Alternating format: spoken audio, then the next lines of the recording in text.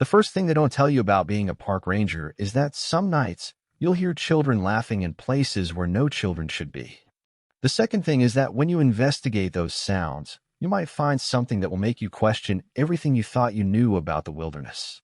My name is Marcus Webb, and I've been a ranger at Pine Ridge National Forest for 7 years. 7 years of thinking I understood the woods, the wildlife, the natural order of things. I was wrong. It started 3 weeks ago during my night patrol. Pine Ridge covers 12,000 acres of dense forest, and I know every trail, every clearing, every stream that cuts through the darkness. Or at least, I thought I did. I was making my usual rounds along the Maple Creek Trail when I heard it, the sound of children playing. Not unusual during the day, but at 2:47 a.m., it made my blood run cold. The laughter was high-pitched, echoing through the trees like wind chimes made of broken glass. I clicked on my flashlight and followed the sound deeper into the woods, off the marked trail. The laughter grew louder, more frantic, as if the children were running from something. My radio crackled with static, and I tried to call dispatch, but all I got was white noise. The trees seemed to close in around me as I walked. Pine Ridge is known for its towering evergreens, but these felt different, older, more twisted. The bark was scarred with deep gouges, too regular to be natural, too deliberate to be accidental. They looked like claw marks, but what animal could reach 15 feet up a tree trunk? The laughter stopped. The silence that followed was absolute. No rustling leaves, no night birds, no insects. Even my own breathing seemed muffled. I stood there, flashlight beam cutting through the darkness, waiting for something to happen. That's when I saw them. At first, I thought they were children hiding behind the trees. Small figures, maybe 3 feet tall, darting between the trunks just at the edge of my vision. But when I turned a light directly on them, they'd vanish, leaving only the echo of their movement. I called out, "Hey, kids, you shouldn't be out here at night." The response wasn't laughter. It was whispers. Dozens of voices, all speaking at once, too low for me to make out the words. The sounds seemed to come from everywhere and nowhere, as if the trees themselves were speaking. I started backing toward the trail, but the whispers followed me. They grew louder, more insistent, and I began to catch fragments of what they were saying. "Found US. He can see. Bring him down. Make him stay." My radio burst to life with a voice I didn't recognize. Unit 7, respond. "Marcus, where are you?" I grabbed the radio. "This is Unit 7. I'm on Maple Creek Trail, investigating suspicious activity." "Negative, Unit 7.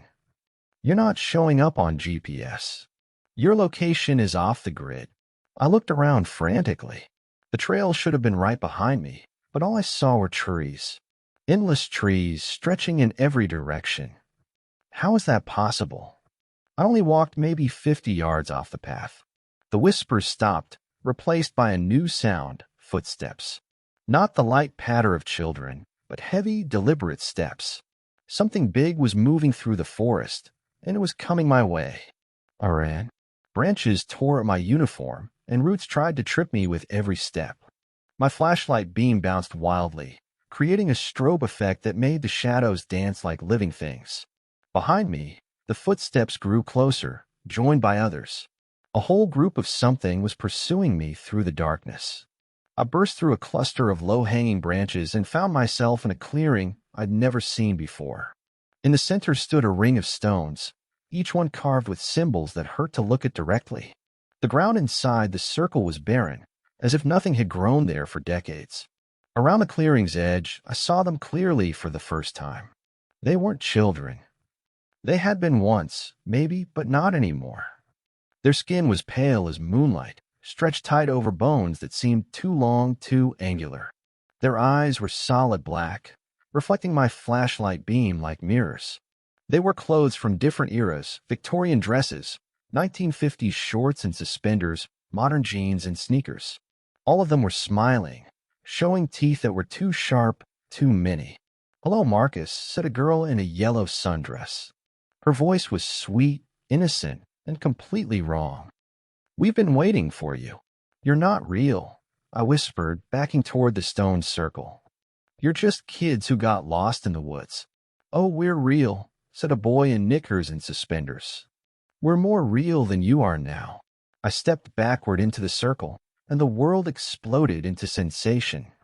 Images flooded my mind, the same clearing, but in different times. I saw the children as they had been in life, playing here, laughing here. I saw what had taken them, one by one, over the course of decades.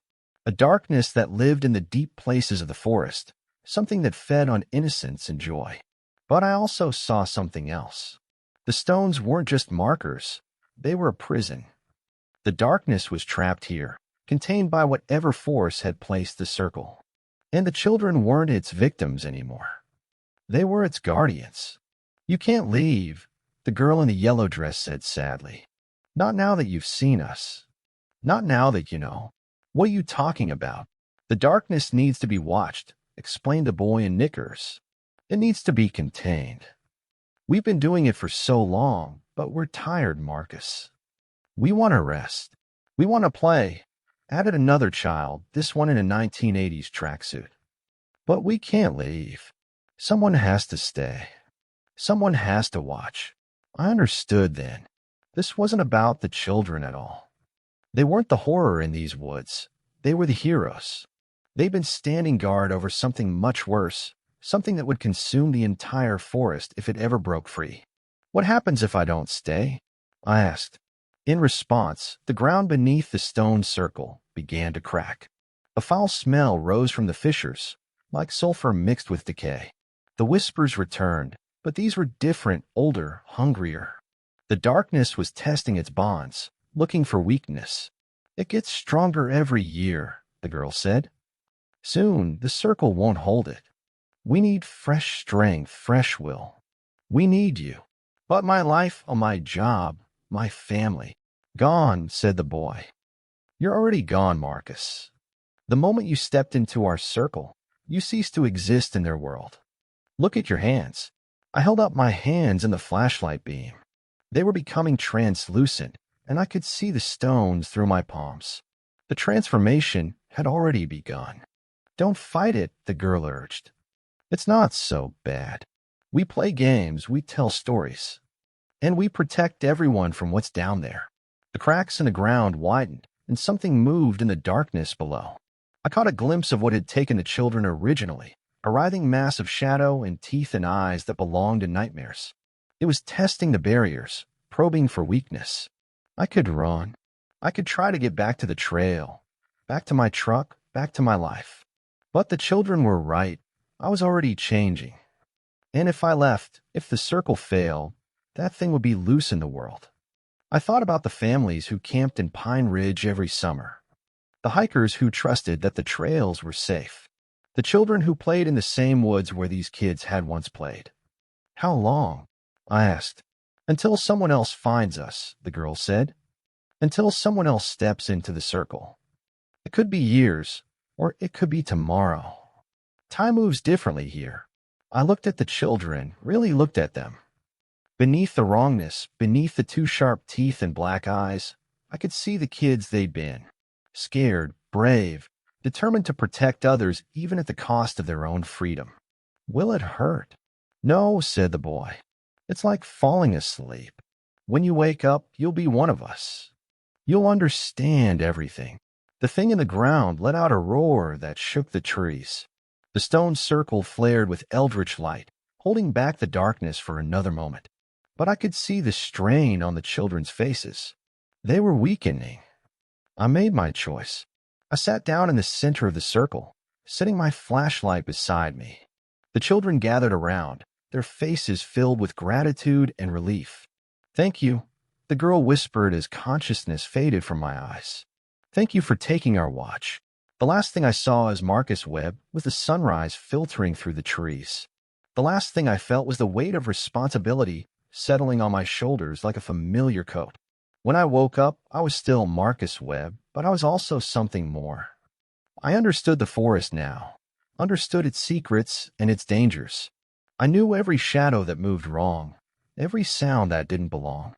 And I knew that somewhere in Pine Ridge, another ranger was starting their patrol, unaware that they were walking through woods protected by the sacrifice of those who came before. The children were gone, finally at rest. But I remained, watching, waiting, guarding the circle that held back the darkness. And sometimes, when new rangers walk the trails at night, they hear the sound of laughter echoing through the trees. They think it's just kids playing. They have no idea how right they are. I'm Ranger Elena Vasquez, and I've been working at Blackwood Canyon State Park for 4 years. It's a beautiful place, 8,000 acres of desert landscape carved by wind and water into impossible formations. The canyon walls rise 400 feet on either side, creating a natural amphitheater that draws rock climbers, photographers, and tourists from around the world. It also draws things that have no business being in our world. The problem started 2 months ago when we began getting reports of audio anomalies from visitors. People would shout into the canyon to hear their echo, but instead of their own voice coming back, they'd hear something else. Sometimes it was backwards speech, sometimes it was languages that didn't exist, and sometimes it was voices that belonged to people who had died years ago. At first, we blamed it on acoustic tricks. Blackwood Canyon has always been known for its unusual sound properties. The rock formations create natural sound chambers that can carry whispers for miles and amplify the smallest noise into a thunderous roar. But the reports kept coming, and they kept getting stranger. That's when my supervisor, Chief Ranger Mitchell, assigned me to investigate. Lucky me. I decided to start with the most recent incident, a family from Phoenix who claimed their daughter's echo had been replaced by an elderly woman speaking Spanish. The little girl, Sophia, was only 6 years old and didn't speak a word Spanish, but according to her parents, the echo had been discussing family recipes and asking about relatives who had died decades ago. I interviewed the family at their campsite, and Sophia's parents seemed genuinely shaken. The father, David, was a skeptical engineer who didn't believe in ghosts or supernatural phenomena. But he'd recorded the entire event on his phone. "Play it back," he said, handing me the device. "Tell me what you hear." I pressed play. The recording began with Sophia's voice, clear and bright. "Hello, Canyon. My name is Sophia." What came back wasn't an echo. It was an old woman's voice, speaking in rapid Spanish. My grandmother had taught me enough of the language to understand bits and pieces. "Donde está mi familia? ¿Por qué no puedo encontrar mi casa?" Where is my family? Why can't I find my house? The voice continued for nearly 30 seconds, much longer than any natural echo should have lasted. Then it cut off abruptly, leaving only the desert wind. "There's more," David said, his face pale. "Keep listening." The recording continued. This time, Sophia's mother called out, "Can you hear us?" The response was immediate and chilling. "Yes," said the old woman's voice. "I can hear you. I can see you. You're standing where my kitchen used to be." I looked around the campsite. We were in the middle of the desert, 50 miles from the nearest town. There had never been a house here, let alone a kitchen. "Ma'am," I said carefully, "I need to ask you both to pack up and leave the park. We're investigating some unusual acoustic phenomena, and it might not be safe." They didn't argue. By the time I finished my report, they were already loaded up and heading back to Phoenix. That night, I returned to their campsite alone. I needed to understand what was happening, and the only way to do that was to experience it myself. The moon was full, casting long shadows across the canyon floor. I brought my digital recorder, a spectrum analyzer, and enough batteries to last until dawn. If there were acoustic anomalies, I was going to document them properly. I started with simple tests, calling out my name and recording the responses. For the first hour, everything was normal. My voice echoed back exactly as it should, following the natural acoustics of the canyon walls. Then something changed. I was testing the response from the eastern wall when I heard it, a faint sound that didn't match my call. It was like hearing a conversation in another room, too muffled to make out the words, but clearly human. I called out again, louder this time. "Hello? Is anyone there?" The response came from everywhere at once, as if the canyon itself was speaking. "We're all here. We've always been here." The voice was different from the old woman on the recording. This one was younger, male, with slight accent I couldn't place. My spectrum analyzer went crazy, showing sound frequencies that should have been impossible in this environment. Who are you? I called. I'm Thomas, came the reply. I died here in 1953. Fell from the north wall while trying to rescue my dog. Broke my neck on the rocks below. I felt a chill that had nothing to do with the desert night. Thomas, I'm a park ranger. I'm trying to understand what's happening here. The canyon remembers, Thomas said. Every sound, every voice, every scream. It stores them all in the rock, in the air, in the space between spaces. And sometimes, when conditions are right, it plays them back. But you're not just a recording, I said. You're responding to me, having a conversation. That's not how echoes work. Death changes the rules, Thomas replied. We're not bound by the same laws anymore. We can reach across, speak to the living, try to warn them. Warn them about what? The silence stretched for almost a minute. Then Thomas spoke again, his voice urgent. The canyon is waking up. It's been asleep for decades, but something's disturbing it. Every echo, every sound, every visitor is feeding it energy. Soon, it won't just play back voices. It'll be able to create its own. What do you mean? I mean the canyon will be able to speak with its own voice. And when it does, it'll want more than just echoes. It'll want the people who make them. As if summoned by his words, new voices began to emerge from the canyon walls. Dozens of them, all speaking at once in a cacophony of languages and accents. I heard Spanish, English, what sounded like Native American dialects, and languages I couldn't identify at all. They were all trying to tell me something, but their words overlapped and conflicted until it became a wall of sound that made my ears ring. I had to shout to be heard over the chaos. Thomas, what do I do? Run, he said simply. Get out of the canyon before it. His voice cut off mid-sentence, replaced by something else. Something that made my blood freeze. It was my own voice, but wrong. It was speaking words I'd never said, in a tone I never used. Elena, stay with us. Join us. Become part of the canyon's voice. I looked at my recorder. It was still running, still documenting everything.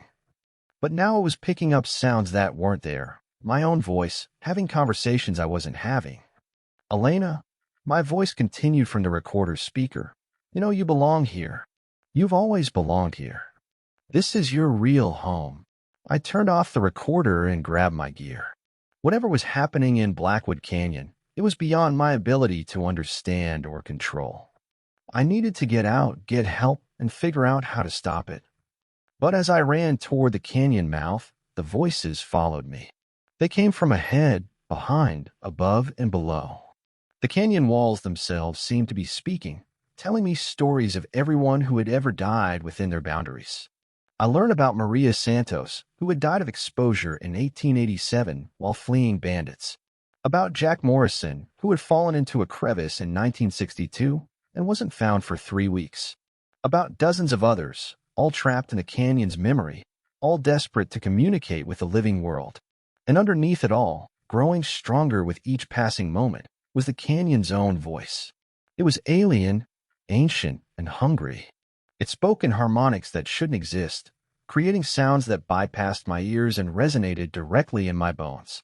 Elena Vasquez, it said, and hearing my name in that inhuman voice nearly made me stumble. You have heard our echoes. You have recorded our voices.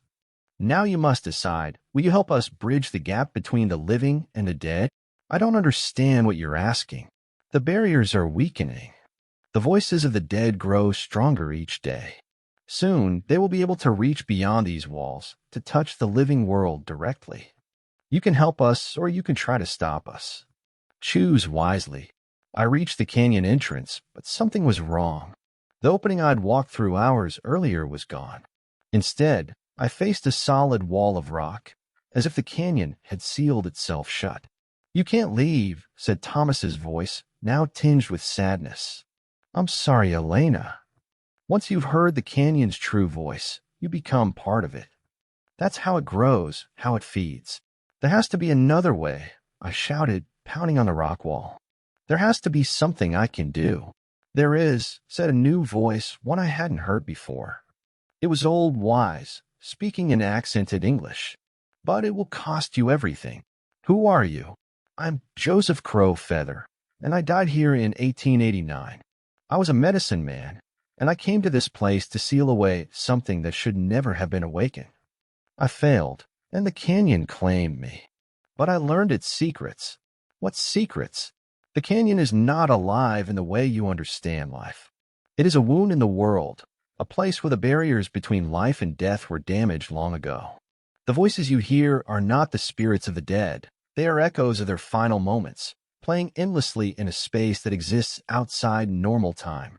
So they're not really ghosts. No. They are recordings, but recordings with a terrible purpose. Each voice that becomes trapped here adds to the canyon's power. Eventually, it will have enough energy to tear the wound wider, to let things through from the other side. What kind of things? Things that were never alive, never human.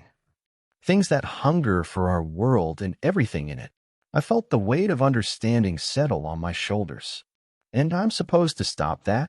You are the only one who can, Joseph said. You are alive, you are here, and you have the knowledge of what's happening. But stopping it will require a sacrifice. What kind of sacrifice? You must become the seal. You must give up your life, your voice, your very existence to repair the damage. Your death will close the wound, but you will be trapped here forever, holding it shut. I thought about my life outside the canyon. My apartment in town, my job, my family. My sister's wedding next month, my nephew's graduation. All the things I'd miss, all the experiences I'd never have. Then I thought about what would happen if I didn't act. The canyon would continue growing stronger, collecting more voices, more power. Eventually, it would tear open completely, and things would come through that would make the whispers of the dead seem like lullabies. There might be another way, I said desperately. Modern technology, scientific analysis, some kind of solution that doesn't require. Time is running out, Joseph interrupted. The canyon is already beginning to reach beyond its boundaries. Haven't you noticed? The echoes are getting stronger, lasting longer. Soon, they won't be confined to this place at all. He was right. The reports from visitors had been escalating. Last week, a hiker claimed he'd heard the canyon voices while he was miles away, at his hotel room. 3 days ago, a family reported that their car radio had picked up the voices during their drive home. The canyon was spreading. I closed my eyes and made my choice. Tell me what I have to do. Walk to the center of the canyon, Joseph said. Find the place where the voices are strongest. Then call out your name, your life, your essence. Give it all to the canyon willingly. It will use your sacrifice to heal the wound, and I'll end up like you. A voice in the echoes. No, he said sadly. You'll be part of the seal itself. Conscious, aware, but unable to speak or interact. You'll exist in eternal silence, holding back the darkness through sheer force of will. It was a horrible fate, but it was better than the alternative. I walked slowly back into the canyon, heading for the center where the acoustics were strongest. The voices of the dead accompanied me, no longer threatening but mournful. They understood what I was about to do, and they were grateful. At the heart of the canyon, I found the source of the acoustic anomalies. It was a crack in the rock face, maybe 3 feet wide, that seemed to go deeper than physics should allow. The voices were pouring out of it like water from a burst dam. I stood in front of the crack and spoke my name clearly, Elena Vasquez. The echo that came back was perfect, natural, exactly what it should be. But as it faded, I felt something change inside me. My life force, my essence, was being pulled toward the crack. Elena Vasquez, I said again, and this time I meant it as an offering. I give my life to seal this place. I give my voice to silence the dead. I give my existence to protect the living. The crack began to close. The voices of the dead grew quiet, not silence, but finally at peace. The canyon itself seemed to sigh with relief as the wound in the world healed. I felt myself dissolving, becoming one with the rock and air and space. My consciousness expanded to fill the entire canyon, and I understood everything. Every visitor who had ever walked these paths, every echo that had ever bounced off these walls, every secret the desert had ever kept. And I held it all together through sheer force of will, keeping the barriers strong, keeping the darkness at bay. Sometimes, when park visitors call out to hear their echo, they get exactly what they expect, their own voice reflected back perfectly. But sometimes, if they listen carefully, they might hear something else underneath it. Not another voice, but a presence, a guardian watching over them. That's me. Elena Vasquez, park ranger, protector of Blackwood Canyon. I can't speak anymore, can't interact with the living world. But I'm still here, still on duty, still making sure that the echoes remain just echoes. And if you ever visit Blackwood Canyon, if you call out to hear your voice reflected back, remember that someone is listening. Someone is watching. Someone is making sure that the only voice you hear is your own. Most of the time. My name is Jake Morrison, and I've been a wilderness ranger in Whispering Pines National Forest for 8 years. I've tracked black bears, dealt with mountain lions, and handled my share of dangerous wildlife encounters.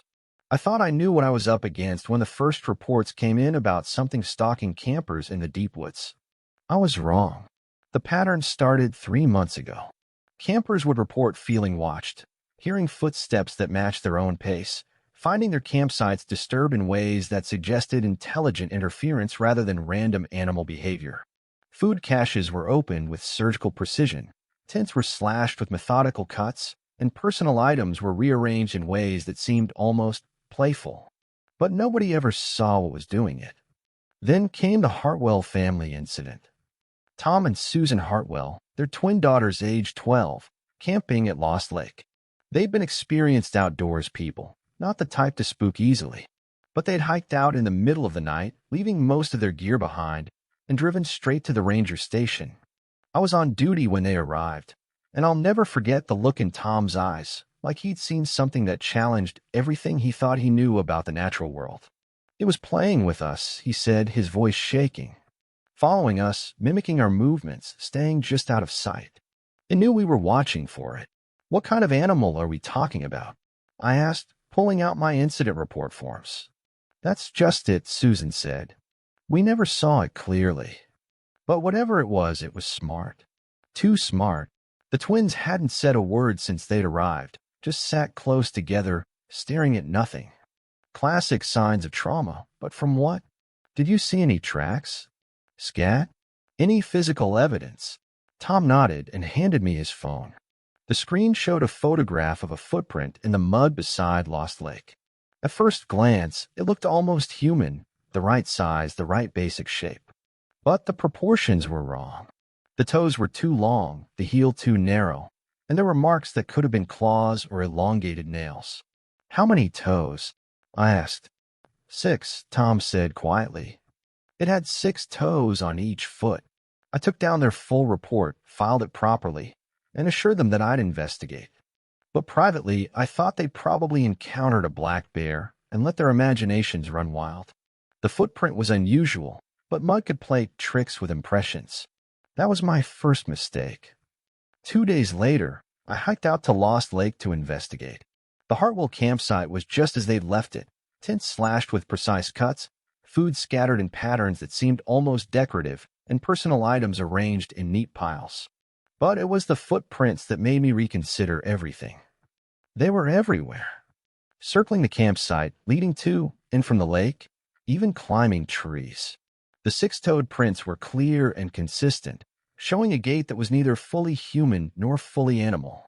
Whatever had made them moved with a strange loping stride that suggested powerful leg muscles and perfect balance. I followed the trail for nearly 2 miles, taking photographs and measurements. The prints led deep into the forest, to areas where no human had any business being. And the deeper I went, the more convinced I became that I was following something that had been observing the campsite for days, maybe weeks. The trail ended at a cluster of massive pine trees, their trunks so wide that 5 people holding hands couldn't encircle them. Among the roots, I found what looked like a nest, a circular depression lined with soft pine needles and filled with objects that made my blood run cold. Personal items. Dozens of them. Jewelry, wallets, cameras, children's toys. All arranged in neat rows, like a collection. Like trophies. I recognized some of the items from missing persons reports going back years. A class ring from a college student who'd vanished while hiking in 2018. A distinctive camera strap from a photographer who disappeared in 2020. A child's stuffed animal from a family camping trip that had ended in tragedy. Whatever was living in these woods had been collecting souvenirs for a long time. I photographed everything and called for backup, but it would be hours before anyone could reach me. The smart thing would have been to hike back to the trail, wait for my team, and return with proper equipment. But I could see more prints leading away from the nest, and my ranger training kicked in. This was a dangerous predator, and I needed to track it before it claimed more victims. That was my second mistake. The trail led upward, into the rocky hills that formed the backbone of Whispering Pines. The trees grew thicker here, blocking out most of the sunlight and creating a perpetual twilight that made it hard to judge distances. I had to use my flashlight even though it was only mid-afternoon. That's when I realized I was being followed. It started with the sound of footsteps matching my own pace. When I stopped, they stopped. When I moved, they moved. I'd experienced this before with curious animals, but this felt different, more deliberate, more intelligent. I called out, identifying myself as a park ranger, but got no response. The footsteps continued, always just at the edge of hearing, always perfectly synchronized with my own movement. I tried doubling back, hoping to catch a glimpse of whatever was following me. But every time I turned around, the forest behind me was empty. The footsteps would stop for a few seconds, then resume from a different direction. It was toying with me. I pressed on, following the six-toed prints deeper into the hills. The trail was getting harder to follow as the terrain became more rocky, but I could still make out the distinctive marks where the creature had scrambled over boulders or used its claws to grip tree bark. The pursuit continued for over an hour. Sometimes the footsteps would fade, and I think I'd lost my shadow. Then they'd return, closer than before, accompanied by sounds that had no place in a forest. Soft clicking noises, like claws tapping against stone. Low whistles that almost sounded like music.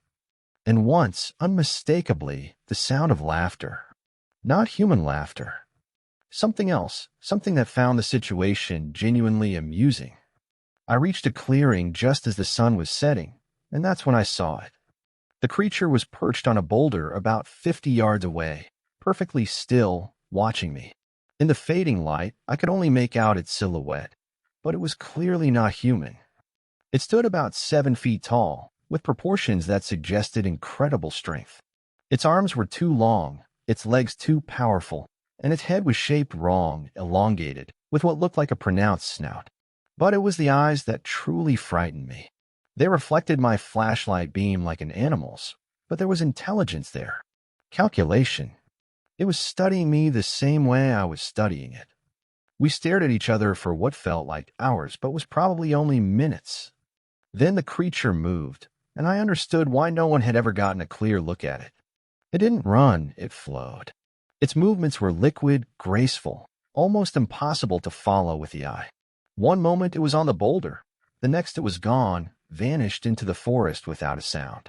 I was alone in the clearing, heart pounding, trying to process what I'd seen. My radio crackled to life, my backup team, finally close enough to establish contact. Jake, this is Patterson.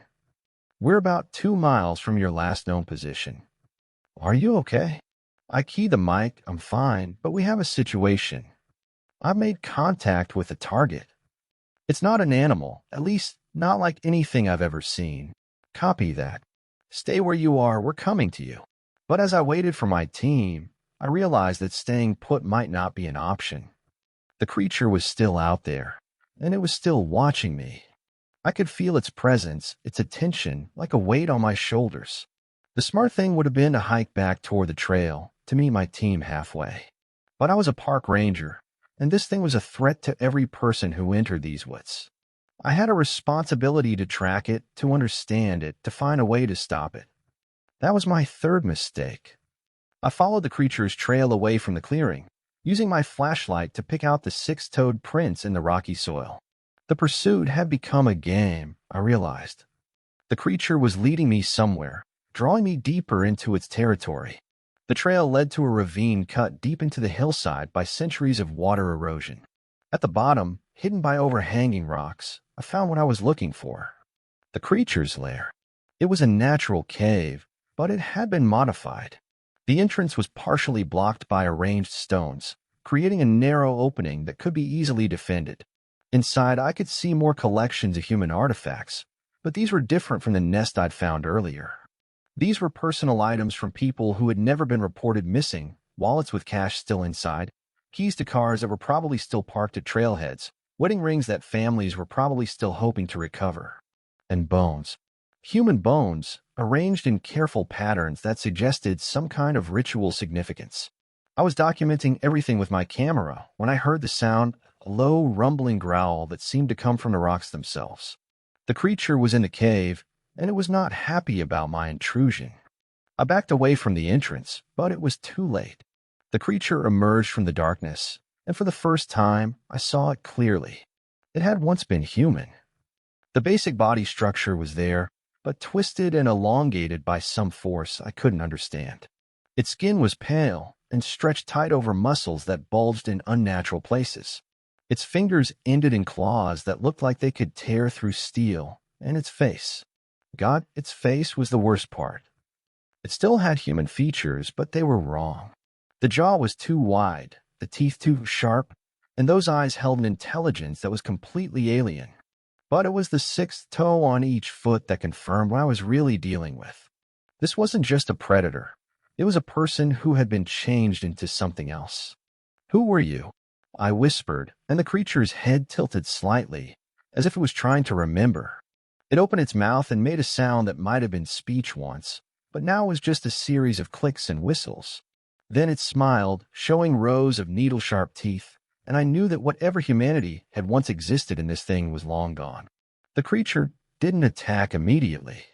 Instead, it began to circle me, moving with that fluid grace I'd witnessed before. It was studying me, learning my movements, my reactions. This wasn't about hunger. It was about the hunt. I tried to back toward the ravine wall, keeping the creature in sight, but it was too fast. One moment it was in front of me, the next it was beside me, then behind me. It was playing with me, demonstrating its superiority. My radio crackled again, Patterson's voice, much closer now. "Jake, we can see your light. Are you in the ravine?" I keyed the mic without taking my eyes off the creature. "Patterson, stay back. The target is here, and it's extremely dangerous. I need you to call in a full hazmat team, and probably some kind of specialist." "What kind of specialist?" "I don't know. Someone who deals with things that shouldn't exist." The creature's head snapped toward the sound of my voice on the radio, and its expression changed. The playful malevolence was replaced by something that looked like recognition, fear. It clicked and whistled again, more urgently this time, and I realized it was trying to communicate something. Then it pointed toward the cave entrance with one clawed finger. Against every instinct I had, I followed its gesture. Inside the cave, illuminated by my flashlight, I saw something I'd missed before. Carved into the rock wall were symbols, not random scratches, but deliberate markings that formed what looked like a crude map. The creature moved to stand beside me, no longer threatening, and pointed to different parts of the carving. I began to understand what it was trying to tell me. The symbols showed the forest, with a ravine marked clearly. But there were other marks too, locations scattered throughout whispering pines, each one marked with a symbol that looked like a six-toed footprint. There were more of them. Many more. The creature that had been stalking campers wasn't alone. It was part of a pack, a family, a tribe of things that had once been human but had been transformed into something else. And they were spreading throughout the forest, claiming territory, establishing hunting grounds. "How many?" I asked, pointing to the symbols. The creature held up both hands, fingers spread wide. 10. Then it did it again. And again. And again. Dozens of them. Maybe hundreds. My radio crackled with urgent voices. My backup team was getting closer, and they were bringing reinforcements. The creature heard them too, and its demeanor changed again. It was no longer trying to communicate. It was preparing to defend its territory. I had to make a choice. I could try to lead my team away, avoid a confrontation that would almost certainly end in bloodshed. Or I could try to find a way to stop this thing before it and its pack killed more innocent people. The creature made the choice for me. It grabbed my arm with one clawed hand, not roughly, but firmly, and led me deeper into the cave. It wanted to show me something else. At the back of the cave, hidden behind a natural rock formation, I found the source of the transformations. It was a pool of water, but the liquid was wrong. It glowed with a sickly green light, and the surface moved with patterns that hurt to look at directly. Around the pool were more human remains, but these were different.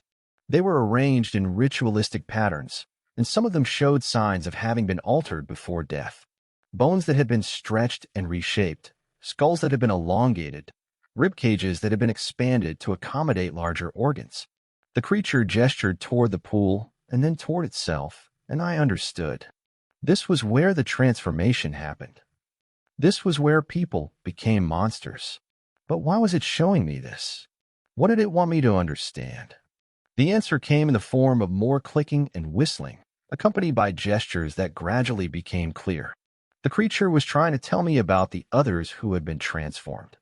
About the pain of the change, the loss of humanity, the constant hunger that drove them to hunt. It was asking for help. Not help to spread the transformation, but help to stop it. This thing, whatever it had become, still retained enough humanity to recognize that what had happened to it was wrong.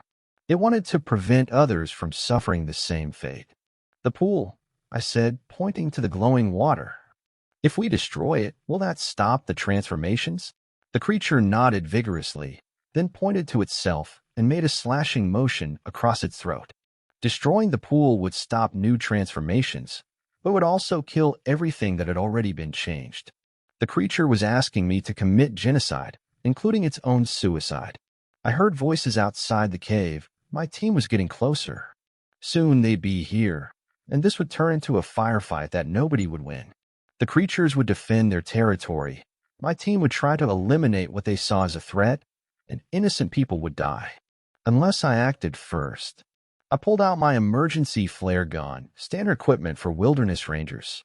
The flare would burn hot enough to ignite almost anything, and if the pool was some kind of chemical or biological agent, fire might be the only way to neutralize it. Will this work? I asked, showing the creature the flare gun. It nodded, then did something that will haunt me for the rest of my life. It smiled. Not the predatory grin it had shown before, but a genuinely human expression of gratitude and relief. I aimed the flare gun at the pool and pulled the trigger. The flare struck the surface of the glowing water and exploded into brilliant red light. The pool didn't just ignite, it erupted. Flames shot toward the ceiling, and the cave filled with smoke that burned my lungs and made my eyes water. The creature beside me convulsed, its body writhing in what looked like agony.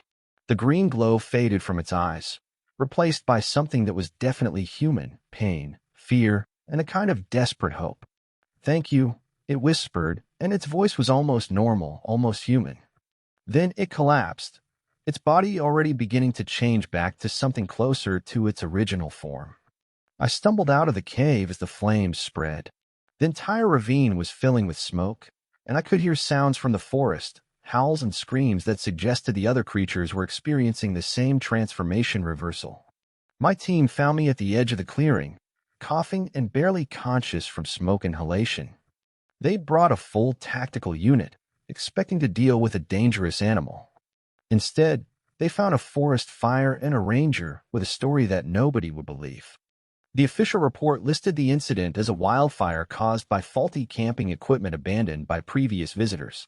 The cave was sealed by a rock fall during the fire, burying whatever evidence might have remained. The mysterious attacks on campers stopped immediately. But I know the truth. I know what happened in that cave, and I know what choice the creature made. It chose to sacrifice itself and its entire species to prevent the spread of something that would have turned Whispering Pines into a hunting ground for monsters. Sometimes late at night, I wonder if I made the right choice. The creature had been human once, and maybe there had been another way to help it. Maybe there had been a cure, a way to reverse the transformation without killing everyone who had been changed. But then I remember the bones in the cave, the collection of personal items, the years of missing hikers and campers. Whatever humanity had remained in that creature, it had been buried under layers of predatory instinct and alien intelligence. The forest is safe now. Families can camp at Lost Lake without fear, hikers can explore the deep woods without looking over their shoulders, and children can play in the meadows without worrying about being hunted. But sometimes, when I'm doing my night patrols, I hear sounds that remind me of that clicking and whistling speech. And I wonder if we really destroyed all of them, or if some of the creatures managed to survive in the deeper parts of the forest. I wonder if the pool was the only source of the transformation, or if there are others hidden in caves and ravines throughout the wilderness. And I wonder if the next time I encounter something that shouldn't exist, I'll be strong enough to make the same choice again. My name is Jake Morrison, and I'm still a wilderness ranger in Whispering Pines National Forest. I still track dangerous wildlife, I still investigate reports of unusual activity, and I still protect the people who come here to experience the beauty of the natural world. But now I know that sometimes the greatest threat to the wilderness isn't human interference or climate change or invasive species. Sometimes it's the wilderness itself. My name is David Chin, and I'm a backcountry ranger at Moonrise Ridge Wilderness Area. Or at least I was. Now I'm not sure what I am, except tired beyond human endurance and terrified of what dreams might bring. It started 4 months ago with reports of missing hikers. Not unusual in itself, Moonrise Ridge covers 15,000 acres of some of the most remote wilderness in the Pacific Northwest, and even experienced outdoors people can get lost in the maze of valleys and ridges that give the area its name. But these disappearances were different. The missing hikers weren't lost. They were taken. We find their campsites intact, their gear neatly organized, their food untouched. But the hikers themselves were gone, leaving behind only their sleeping bags and a strange, sweet smell that lingered for days after our search teams arrived. The first one was Margaret Reeves, a 34-year-old teacher from Portland who'd been hiking solo through the Cascade Trail. Her campsite was discovered by another hiker 3 days after she was supposed to check in with her emergency contact. Everything was there, her backpack, her supplies, even her journal with an entry dated the night she disappeared. The journal entry was what made me realize we were dealing with something unprecedented. Day 3 made camp at Whispering Creek. Beautiful spot, very peaceful. Having the most incredible dreams here, more vivid than anything I've ever experienced. It's like the forest is speaking to me while I sleep. I dreamed I was flying over the treetops, seeing the wilderness from above. Then I was underground in vast caverns filled with silver light. The strangest part is that I don't want to wake up. The dreams are so much more real than reality. I can't wait to sleep again. That was her last entry. The next morning, her sleeping bag was empty, but there were no signs of struggle, no tracks leading away from the campsite.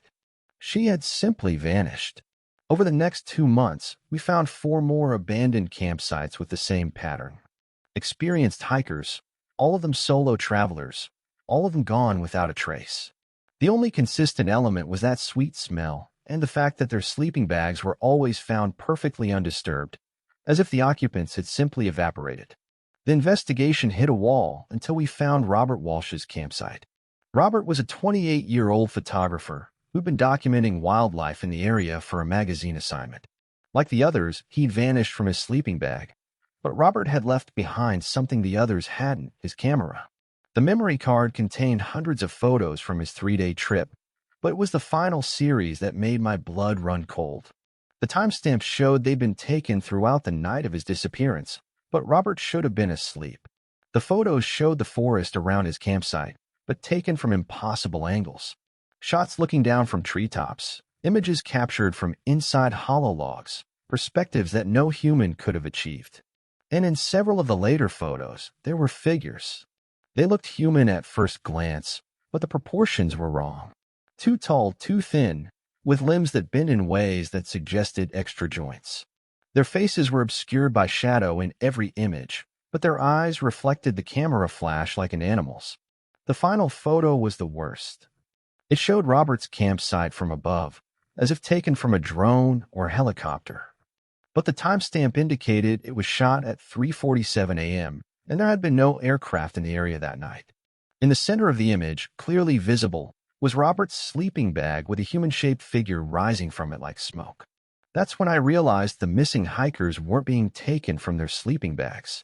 They were being taken while they slept, pulled into whatever strange realm they'd been dreaming about.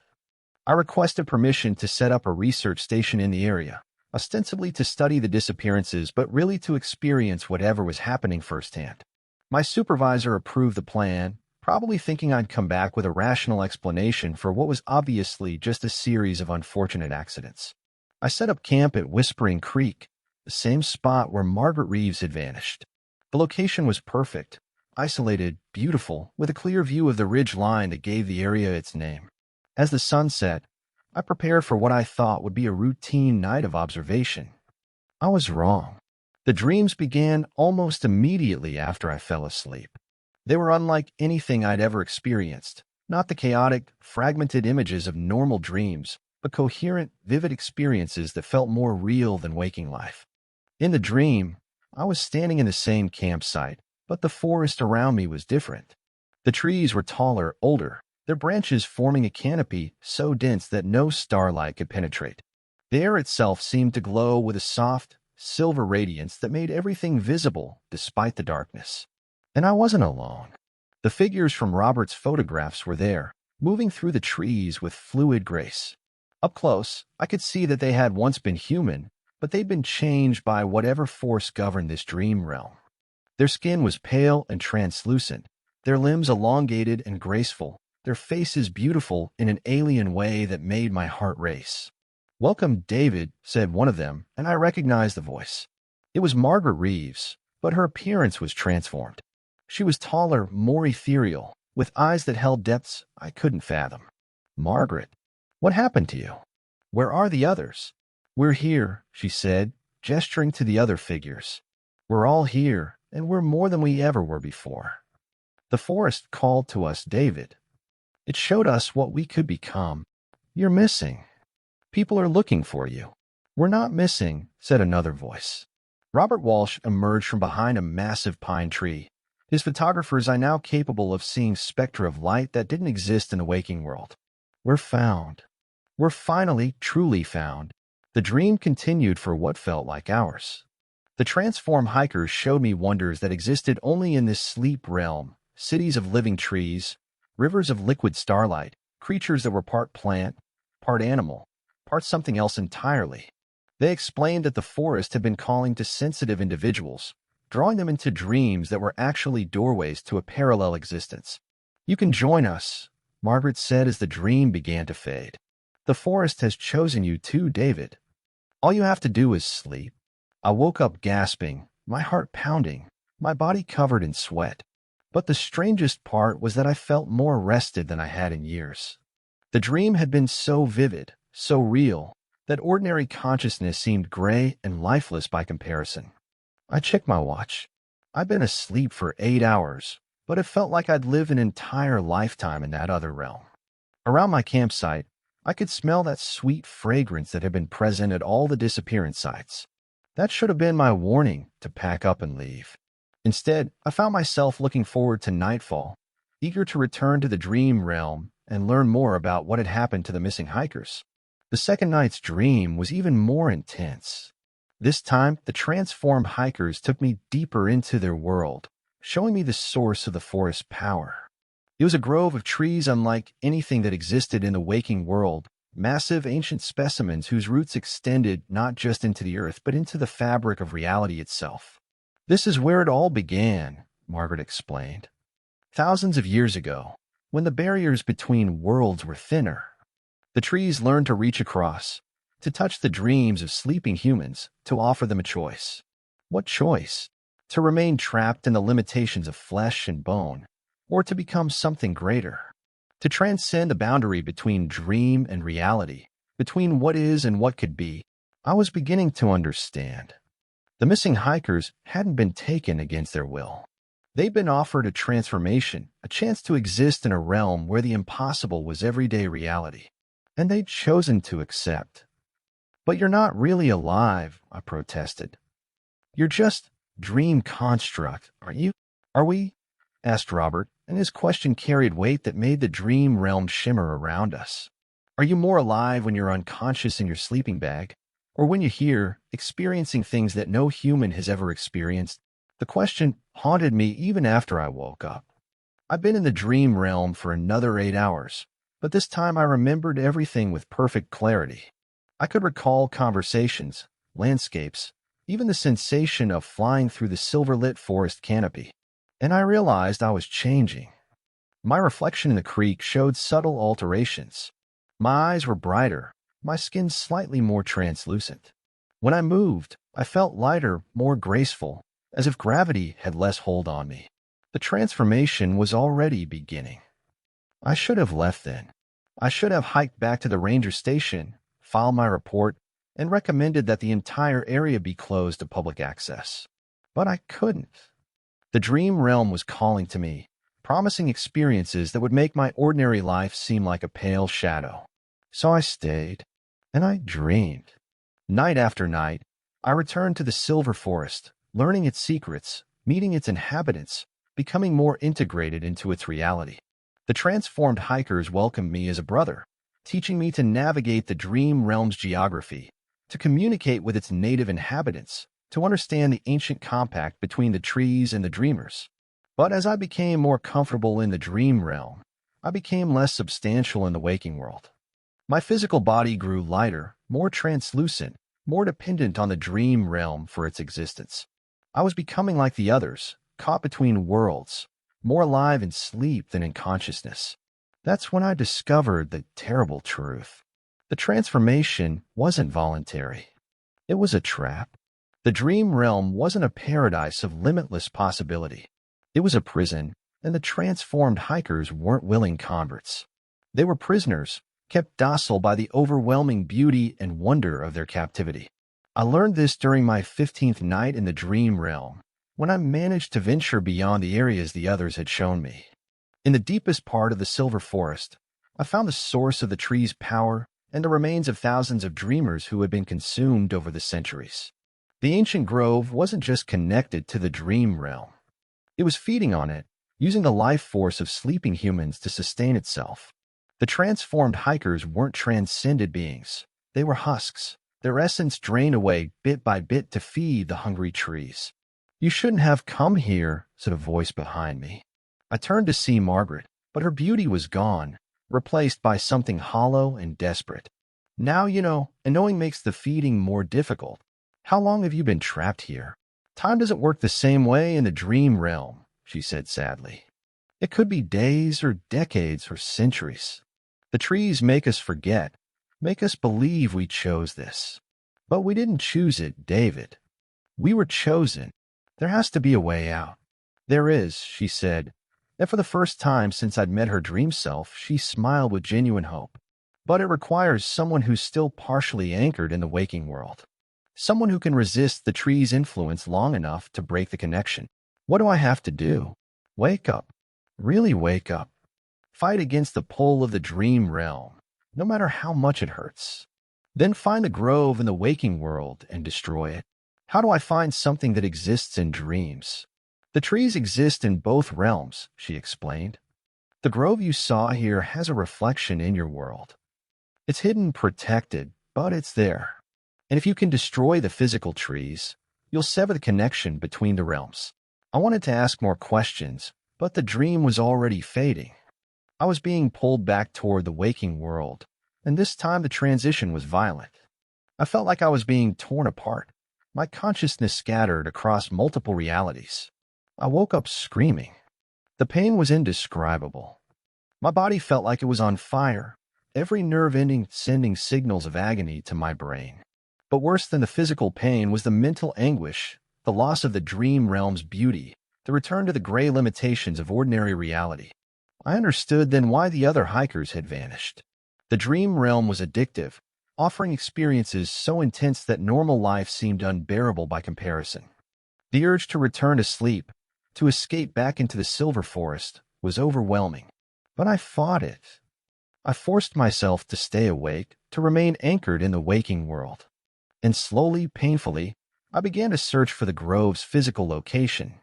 It took me 3 days of exhaustive searching, 3 days of fighting off the constant urge to sleep. I found the grove in a hidden valley about 2 miles from Whispering Creek, concealed by a natural rock formation that made it invisible from the surrounding ridges. The trees were ancient beyond measure, their trunks twisted into shapes that suggested they'd been growing for millennia. But it was their roots that confirmed what I'd learned in the dream realm. They extended far beyond what should have been possible, spreading underground in patterns that defied botanical logic. I brought everything I thought I might need: gasoline, matches, a chainsaw, and enough explosive charges to level a small building. But as I approached the grove, I realized that destroying it wouldn't be as simple as I'd hoped. The trees were fighting back. As soon as I entered the grove, I felt the pull of the dream realm intensify. My vision blurred, my consciousness flickered between waking and sleeping, and I began to see the silver forest overlaying the physical reality around me. The transformed hikers appeared, no longer beautiful and serene, but desperate and pleading. They begged me to stop, to join them peacefully, to accept the grove's gift. But I could see through their words to the truth beneath. They were terrified of what would happen if their prison was destroyed. "You don't understand," Margaret said, her dream form flickering between beauty and decay. "If you destroy the grove, you'll destroy us too. We can't exist without it." "I know," I said, raising the chainsaw. "I'm sorry." The first tree screamed when I cut into it. Not a sound that human ears could hear, but a psychic shriek that made my bones ache. Silver sap poured from the wound, and I could feel the dream realm shuddering around me. The other trees began to react, their branches reaching toward me with obvious intent. I had to work quickly, cutting and burning, setting charges and retreating to safe distances.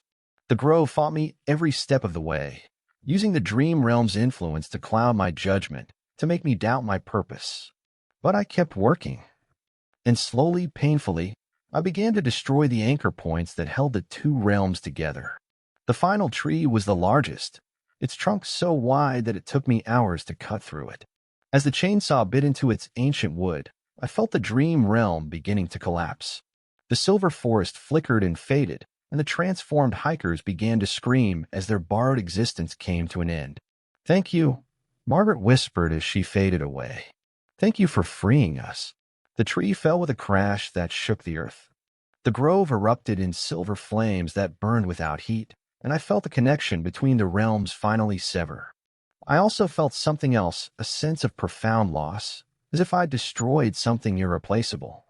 The dream realm had been beautiful, filled with wonders that no human would ever experience again. In saving the missing hikers, I'd also eliminated the possibility of transcendence, of becoming something greater than human.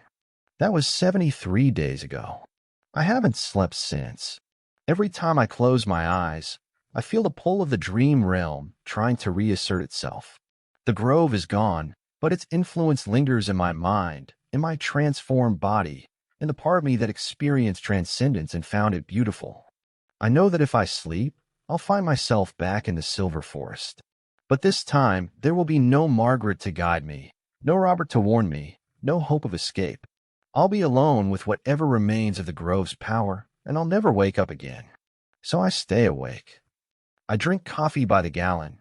I take stimulants. I do everything I can to fight off the exhaustion that threatens to overwhelm me. Because I know that sleep means death, and death means becoming something that hunts other dreamers. The irony isn't lost on me. I destroyed the grove to save its victims, but in doing so, I may have doomed myself to become the very thing I fought against. The forest's power is still in me, still changing me, still offering the seductive promise of transcendence. My name is David Chin, and I'm the last watcher of Moonrise Ridge. I guard the place where the grove once stood, making sure that nothing grows there again. I file reports about wildlife patterns and trail conditions, but my real job is to stay awake, to resist the call of dreams, to make sure that what happened to the missing hikers never happens again. But I'm so tired. And every night the dreams get stronger. 73 days without sleep. I wonder how much longer I can hold out. I wonder if anyone will understand what I've become when they find my body, finally at rest, finally free from the burden of consciousness. I wonder if the dreams will be worth it. My name is Amanda Cross, and I've been a wetland specialist with the National Park Service for 12 years. I've worked in some of the most remote and dangerous environments in North America, from the Everglades to the Alaskan tundra. I thought I'd seen everything nature could throw at me. Stillwater Marsh proved me wrong. The assignment seemed routine when I received it. Stillwater Marsh is a 6,000-acre wetland preserve in northern Minnesota, a crucial habitat for migrating waterfowl and a dozen endangered species. It's also one of the most isolated places in the lower 48 states, accessible only by boat or float plane and surrounded by hundreds of miles of wilderness. The marsh had been closed to public access for 3 months due to environmental concerns, but nobody at headquarters would tell me exactly what those concerns were. My job was to assess the ecosystem, determine if the area was safe for wildlife, and recommend whether it should be reopened to researchers and visitors. I should have known something was wrong when they offered me hazard pay for what should have been a standard ecological survey. I flew into Stillwater on a bright September morning, landing on the small lake that serves as the marsh's northern boundary. The pilot, a grizzled bush flyer named Tom Hendricks, seemed unusually eager to drop me off and leave. "You sure you want to stay out here alone?" he asked as we unloaded my gear. "I could come back tomorrow, pick you up early."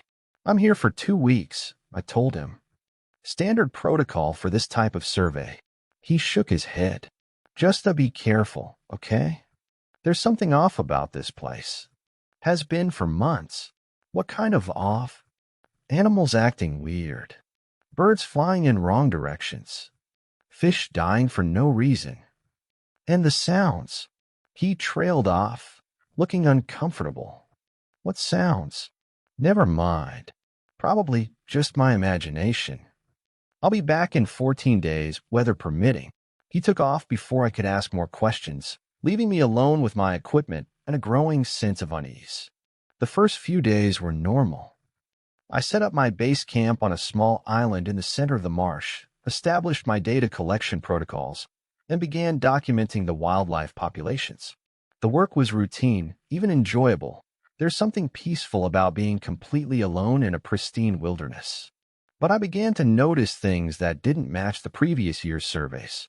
The waterfowl populations were down dramatically, with some species completely absent. The fish populations were also severely reduced, and those I did find showed signs of stress and disease. Most disturbing were the amphibians. Frogs and toads that should have been thriving in the marsh environment were dying in massive numbers. I found their bodies floating in the water, arranged in patterns that looked almost deliberate. When I examined them under my field microscope, I couldn't find any obvious cause of death. It was on the 4th day that I discovered the bone garden. I was collecting water samples from a remote section of the marsh when I noticed something unusual about the shoreline. What I'd initially taken for driftwood was actually an extensive collection of bones, bleached white by the sun and arranged in intricate patterns that extended for nearly a quarter mile. At first, I thought it was natural, the remains of animals that had died during the harsh winter, their bones washed together by spring floods. But as I examined the formations more closely, I realized that the patterns were too deliberate, too complex to be accidental. The bones were arranged in spirals, concentric circles, and geometric shapes that seemed to follow some kind of mathematical principle. Different types of bones were sorted by size and species. Deer ribs formed one pattern, bird bones another, and fish skeletons created delicate traceries that looked almost like writing. I documented everything with my camera, taking hundreds of photos from different angles. The patterns were beautiful in a disturbing way, like abstract art created by someone with an intimate understanding of death and decay. But it was the fresh bones that made me realize something was actively creating these formations. Mixed in with the old, weathered remains were bones that were still pink with tissue, still showing signs of recent death. Some of them were so fresh that they were still warm to the touch. Whatever was creating the bone garden was still active, still adding to its collection. I called my supervisor on the satellite phone, but the connection was poor and kept cutting out. I managed to report my discovery of unusual animal mortality patterns before the call dropped entirely. After that, I couldn't get through it all. That night, I heard the sounds Tom Hendricks had mentioned. They started just after sunset, a low rhythmic humming that seemed to come from the marsh itself. At first, I thought it was just the wind moving through the reeds, but the sound was too regular, too musical. It rose and fell in patterns that suggested intelligence, purpose. I grabbed my audio equipment and tried to record the sounds, but they didn't register on my instruments.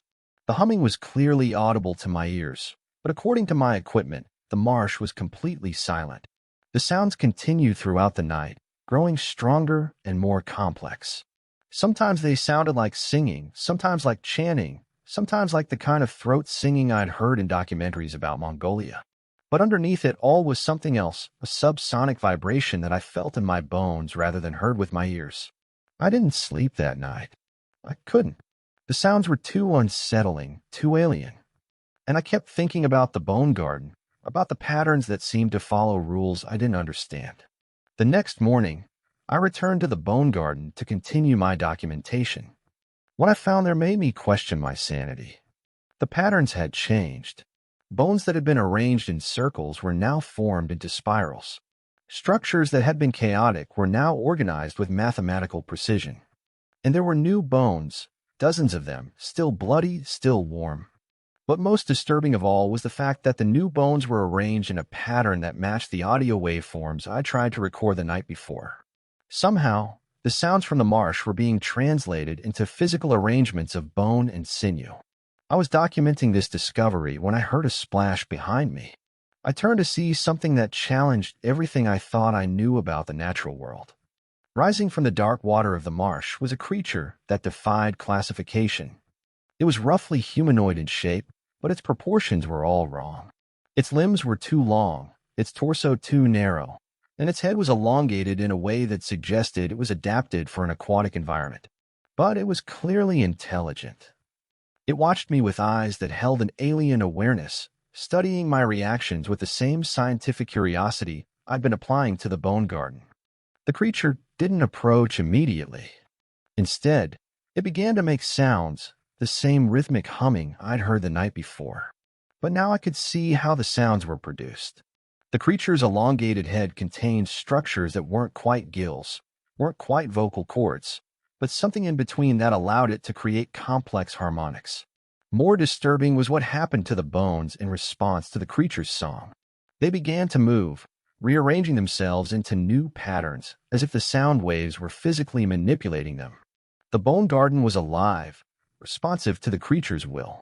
I tried to back away slowly, but the creature raised one webbed hand in what looked like a gesture of greeting. It was trying to communicate with me, and I realized that its humming was some form of language. "What are you?" I whispered. The creature's response was a complex series of harmonics that seemed to bypass my ears and resonate directly in my chest cavity.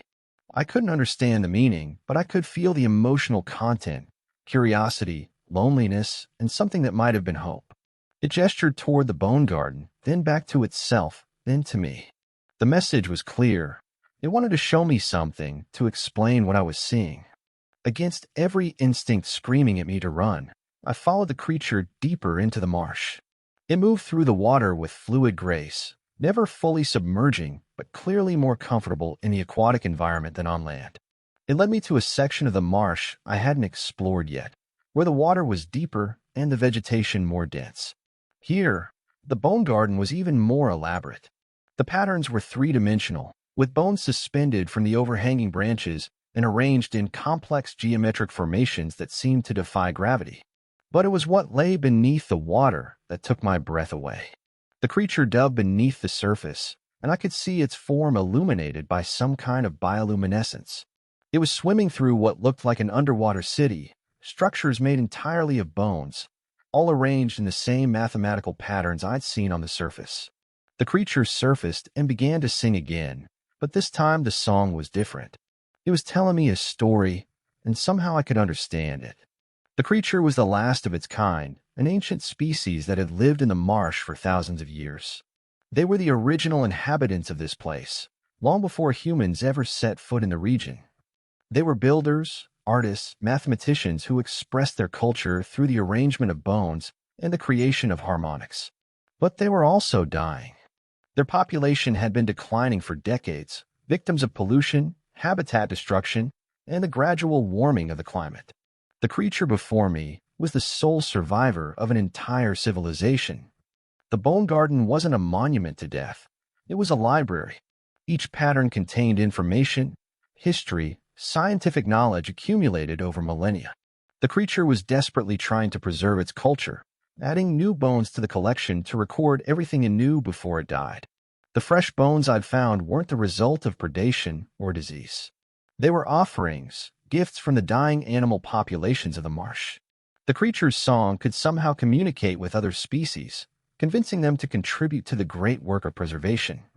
I understood then why the wildlife populations were declining. They weren't being killed, they were choosing to die, to become part of the bone garden, to help preserve the knowledge of a vanishing species. The creature finished its song and looked at me with eyes that held the weight of eons. It was asking me to make a choice.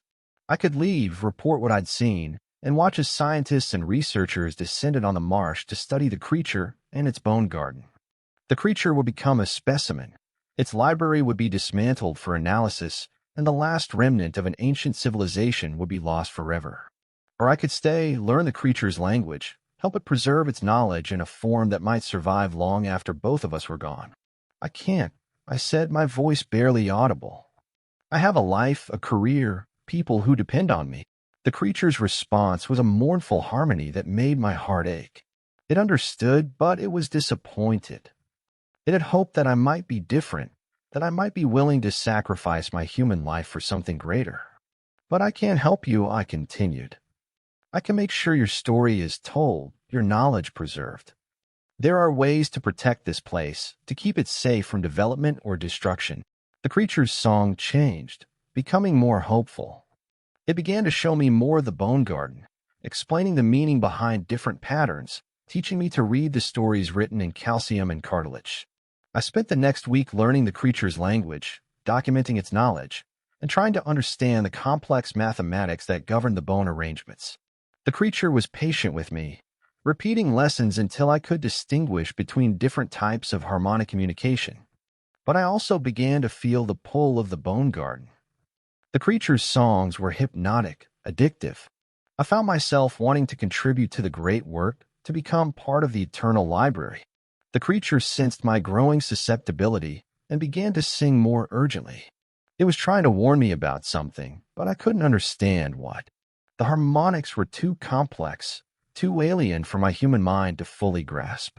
It wasn't until the 10th day that I understood the danger. I was working late, using my flashlight to document a particularly complex section of the bone garden, when I noticed that some of the patterns were incomplete. They were missing crucial elements, and I found myself wanting to complete them. Without conscious thought, I began rearranging bones to fill in the gaps. The work was satisfying, almost meditative. Each bone I placed seemed to sing in harmony with the others, creating a symphony of completion. It wasn't until I looked down at my hands that I realized what I was doing. I was holding a human bone, a femur, bleached white and carved with intricate patterns that matched the creature's musical notation.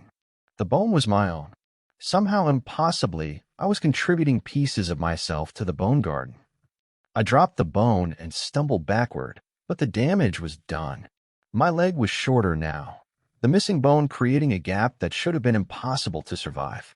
But I felt no pain, only a strange sense of rightness, as if I was finally fulfilling my purpose. The creature appeared beside me, its song filled with sadness and regret. It had been trying to warn me about the garden's influence, about the way it gradually claimed anyone who spent too much time studying it. "How long do I have?" I asked. The creature's response was a complex harmony that conveyed both time and inevitability. Days, maybe weeks, before the bone garden claimed me completely. But it also offered me a choice. I could leave now, while I still retained most of my humanity, or I could stay and help it complete its final work. What final work? The creature led me to the deepest part of the marsh, where the water was black and still. Here, the bone garden reached its most complex expression, a massive spiral formation that seemed to encode the entire history of the creature's species. But it was incomplete. The creature was dying, its own bones already beginning to show through its translucent flesh. It needed help to finish the pattern, to ensure that its civilization's knowledge would survive. "If I help you," I said, "will the story be preserved? Will someone else be able to understand it?" The creature's song was affirmative, but tinged with uncertainty. The bone garden would survive, but whether future humans would be able to decode its meaning was impossible to predict. I made my choice. I spent the next 3 days helping the creature complete the final spiral. As I worked, I felt more pieces of myself being absorbed into the pattern. My ribs formed delicate traceries that recorded the creature's musical language. My fingers created intricate joints that preserved mathematical formulas.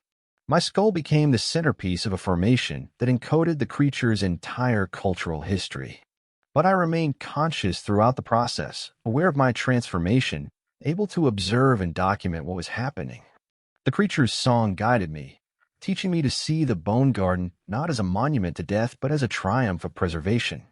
When the work was complete, the creature sang one final song, a farewell that contained gratitude, hope, and a promise that our sacrifice would not be forgotten. Then it walked into the deepest part of the marsh and disappeared beneath the black water, leaving only ripples to mark its passing. I tried to follow, but found that I couldn't move. My transformation was complete. I had become part of the Bone Garden, my consciousness distributed throughout the calcium structures I had helped create. But I was still aware, still able to observe and think. And I realized that the creature had given me a gift, the ability to preserve not just its knowledge, but my own. The Bone Garden was now a fusion of human and alien understanding, a bridge between two species that had met briefly in the wilderness. The pilot, Tom Hendricks, found me 2 weeks later when he returned to pick me up. But what he found wasn't Amanda Cross, park ranger and wetland specialist. It was a new addition to the Bone Garden, a human skeleton arranged in patterns that told the story of first contact between species. The official report listed me as missing, presumed dead. The marsh was closed indefinitely, declared off-limits due to hazardous environmental conditions. But I know that someday someone will return to study the Bone Garden to try to understand its meaning. When they do, they'll find more than just patterns in calcium and cartilage. They'll find a library that spans 2 worlds, a preservation of knowledge that transcends the boundaries between species. My name is Amanda Cross, and I am the keeper of the Bone Garden. I watch over the patterns that preserve the wisdom of the ancients, and I wait for the day when someone will learn to read the songs written in bone. The bones are still singing, and now they're singing my story too. My name is Tyler Rodriguez, and I'm a seasonal ranger at Crimson Valley State Park. I've been working the night shift for 3 years, ever since I graduated from forestry school, and I thought I'd seen everything the wilderness could throw at me. Bear encounters, medical emergencies, drunk campers, lost hikers. I'd handled it all. But nothing had prepared me for the Harvest Moon Festival. Crimson Valley is a small park in upstate New York, covering about 4,000 acres of mixed hardwood forest. It's beautiful in the fall, when the maple and oak trees turn the entire valley into a canvas of reds and golds. The park gets its name from the way the autumn foliage looks like spilled blood when the setting sun hits it just right. What I didn't know until 3 nights ago was that the name has a much darker origin. The festival isn't mentioned in any of the park's official literature. It's not on our calendar of events, not in our visitor guides, not in any of the training materials I'd studied. As far as the Park Service was concerned, the Harvest Moon Festival didn't exist. But it did exist, and it had been happening in Crimson Valley for longer than anyone remembered. The first sign something was wrong came during my patrol on the night of the Harvest Moon. I was making my usual rounds through the campgrounds, checking on the overnight visitors, when I noticed that something was off about the campers. They were all awake. Every single one of them. Normally, by midnight, the campsites would be dark and quiet, maybe with the occasional late-night conversation around a dying fire. But that night, every campsite was illuminated, and the campers were engaged in activities that made no sense. At Site 12, the Henderson family was building something out of branches and leaves. They worked in perfect silence, following a pattern that seemed to require no discussion or planning. The structure they were creating looked like a crude altar, with intricate symbols carved into the wood. At Site 18, an elderly couple was painting their faces with what looked like mud and berry juice. But the patterns they were creating weren't random. They were geometric, ritual markings that seemed to follow some ancient tradition. At Site 23, a group of college students was digging holes in the ground, arranging them in a perfect circle around their campsite. They worked with mechanical precision, as if they were following instructions only they could hear. I approached the Henderson family first, thinking I should find out what they were doing and make sure they weren't damaging park property. "Evening, folks," I said, shining my flashlight on their construction project. Mind if I ask what you're building there? They didn't acknowledge my presence. They just kept working, adding branches to their structure, carving symbols into the wood with their fingernails. Up close, I could see that their nails were bleeding from the effort, leaving red stains on the bark. "Hello," I said more loudly. "I'm a park ranger. I need to know what you're doing." Mrs. Henderson looked up at me, and I saw that her eyes were completely black. Not just the pupils. The entire visible surface of her eyes was a deep, lustrous black that reflected my flashlight beam like obsidian. "We're preparing for the festival," she said in a voice that wasn't quite her own. "The moon is ready, and so are we." "What festival?" "There's no festival scheduled for tonight." "The Harvest Moon Festival," said Mr. Henderson, his voice carrying the same strange quality. "It happens every year when the moon is full and the valley is ripe for harvesting." "Harvesting what?" They didn't answer. They just went back to their work, building their altar with bloody fingers and black eyes. I backed away from their campsite and tried to radio dispatch, but all I got was static. My cell phone showed no signal, even though I'd had full bars just an hour earlier. I was completely cut off from the outside world. I decided to check on the other campers, hoping to find someone who could explain what was happening. But every campsite told the same story. People working on strange projects with single-minded determination, all of them sporting the same black eyes and unnatural mannerisms. The college students at Site 23 had finished digging their holes and were now placing objects in them. I couldn't see what the objects were, but they were about the size and shape of human heads. The elderly couple at Site 18 had completed their face painting and were now dancing around their campfire. But it wasn't the kind of dancing you'd expect from people their age.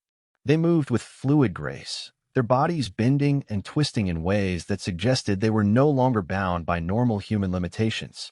As I watched, more campers emerged from their tents and RVs. They all had the same black eyes, the same unnatural composure. They began to converge on the central meadow of the campground, carrying their various projects, altars, painted faces, buried objects, and other things I couldn't identify. I followed them from a distance, trying to understand what I was witnessing. The central meadow was a large, open area surrounded by tall pines, often used for group activities during the day. But tonight, it had been transformed into something else entirely. The campers arranged themselves in concentric circles around the meadow, with the elderly couple at the center. They began to chant in a language I didn't recognize, their voices creating harmonies that seemed to resonate in my bones. As they chanted, the harvest moon above us began to change. It grew brighter, taking on a red tinge that made it look like it was bleeding. The light it cast was no longer silver, but crimson, turning the entire valley into a scene from a nightmare. That's when I saw them. Moving through the trees at the edge of the meadow were figures that had once been human, but were now something else. They were tall and thin, with limbs that seemed to stretch and bend in impossible ways. Their skin was pale as moonlight, and their eyes were not just black but empty, voids that seemed to absorb light rather than reflect it. The chanting grew louder, and the red moon grew brighter. The figures at the edge of the meadow began to move closer, and I realized they were not just observers. They were participants in whatever ritual was taking place. I tried to retreat, but found that my feet wouldn't move. The chanting had created some kind of paralysis, rooting me to the spot like a tree. I could only watch as the festival reached its climax. The elderly couple at the center of the circle began to change. Their bodies stretched and elongated, their skin becoming translucent, their features shifting into something that was no longer human. They were transforming into the same kind of beings that watched from the tree line. But it wasn't just them. All around a meadow, the campers were beginning to change. Their black eyes were sinking deeper into their skulls. Their limbs were stretching. Their humanity was being stripped away layer by layer. The harvest moon pulsed with red light, and I understood what was being harvested. It wasn't crops or game or any natural resource. It was humanity itself. The festival was a transformation ritual, turning ordinary people into something else, something that served the empty-eyed beings that ruled the night. That's when the screaming started. Not screams of pain or terror, but screams of ecstasy. The transforming campers were welcoming their change, embracing their metamorphosis into something alien and inhuman.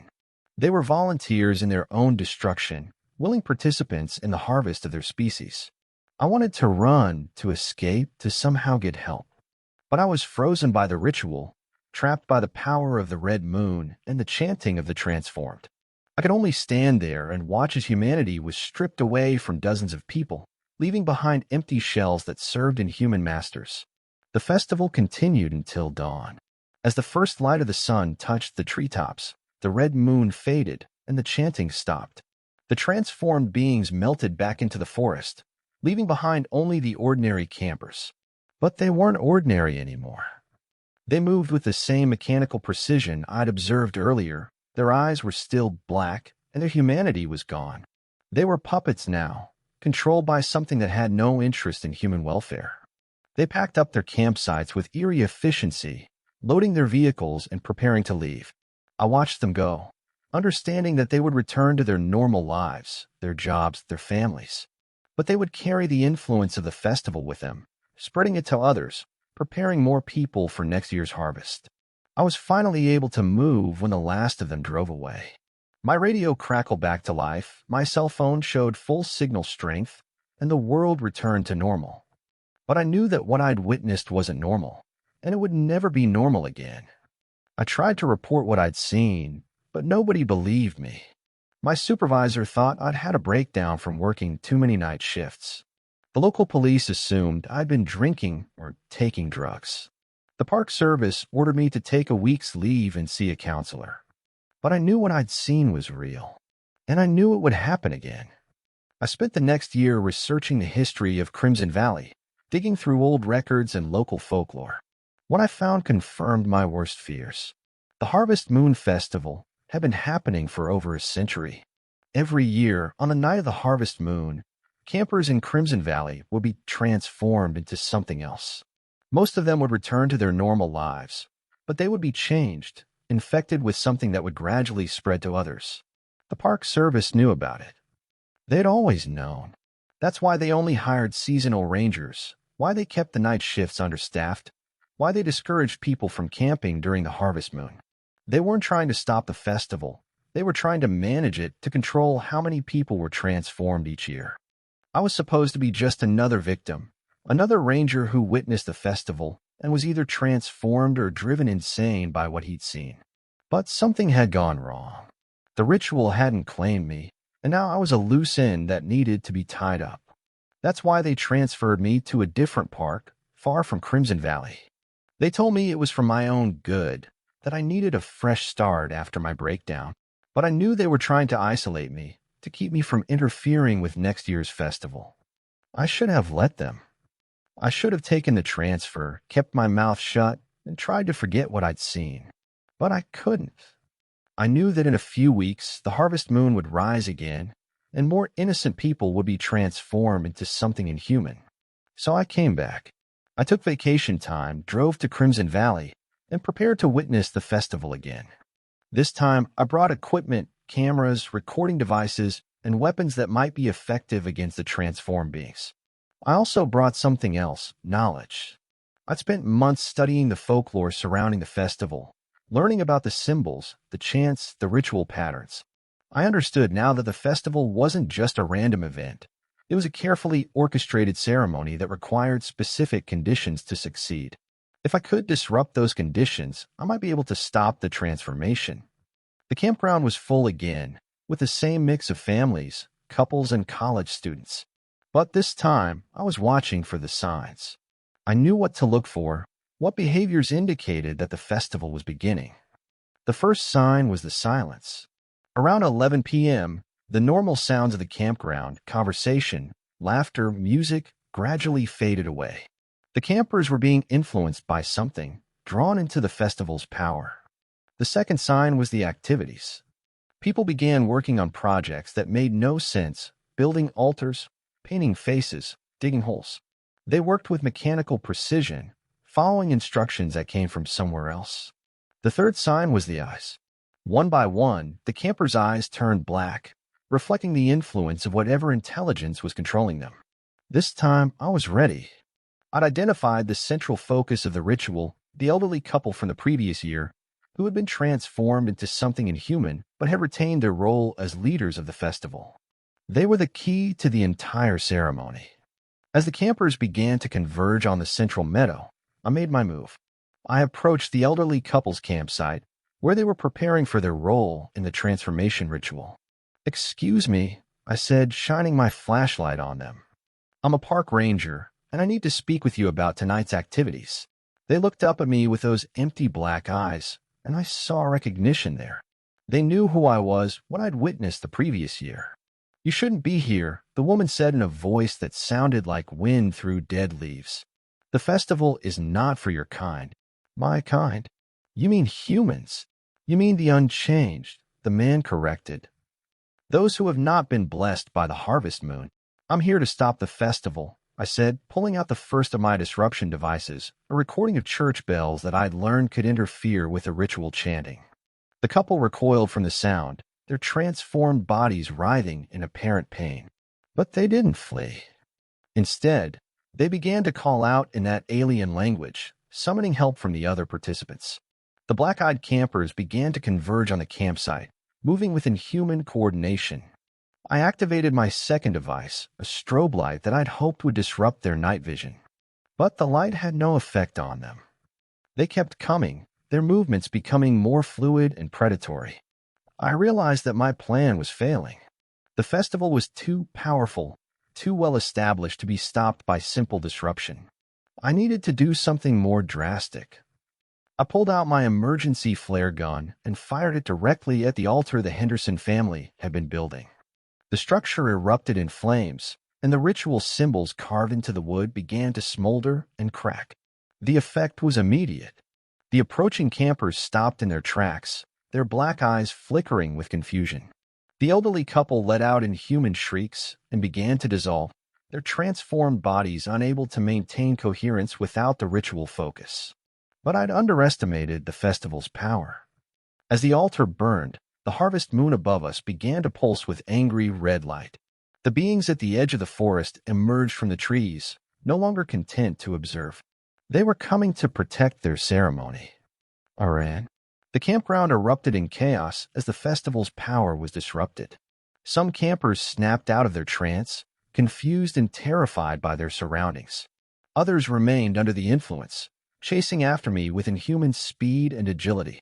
I made it to my truck and started the engine, but the transformed beings were faster.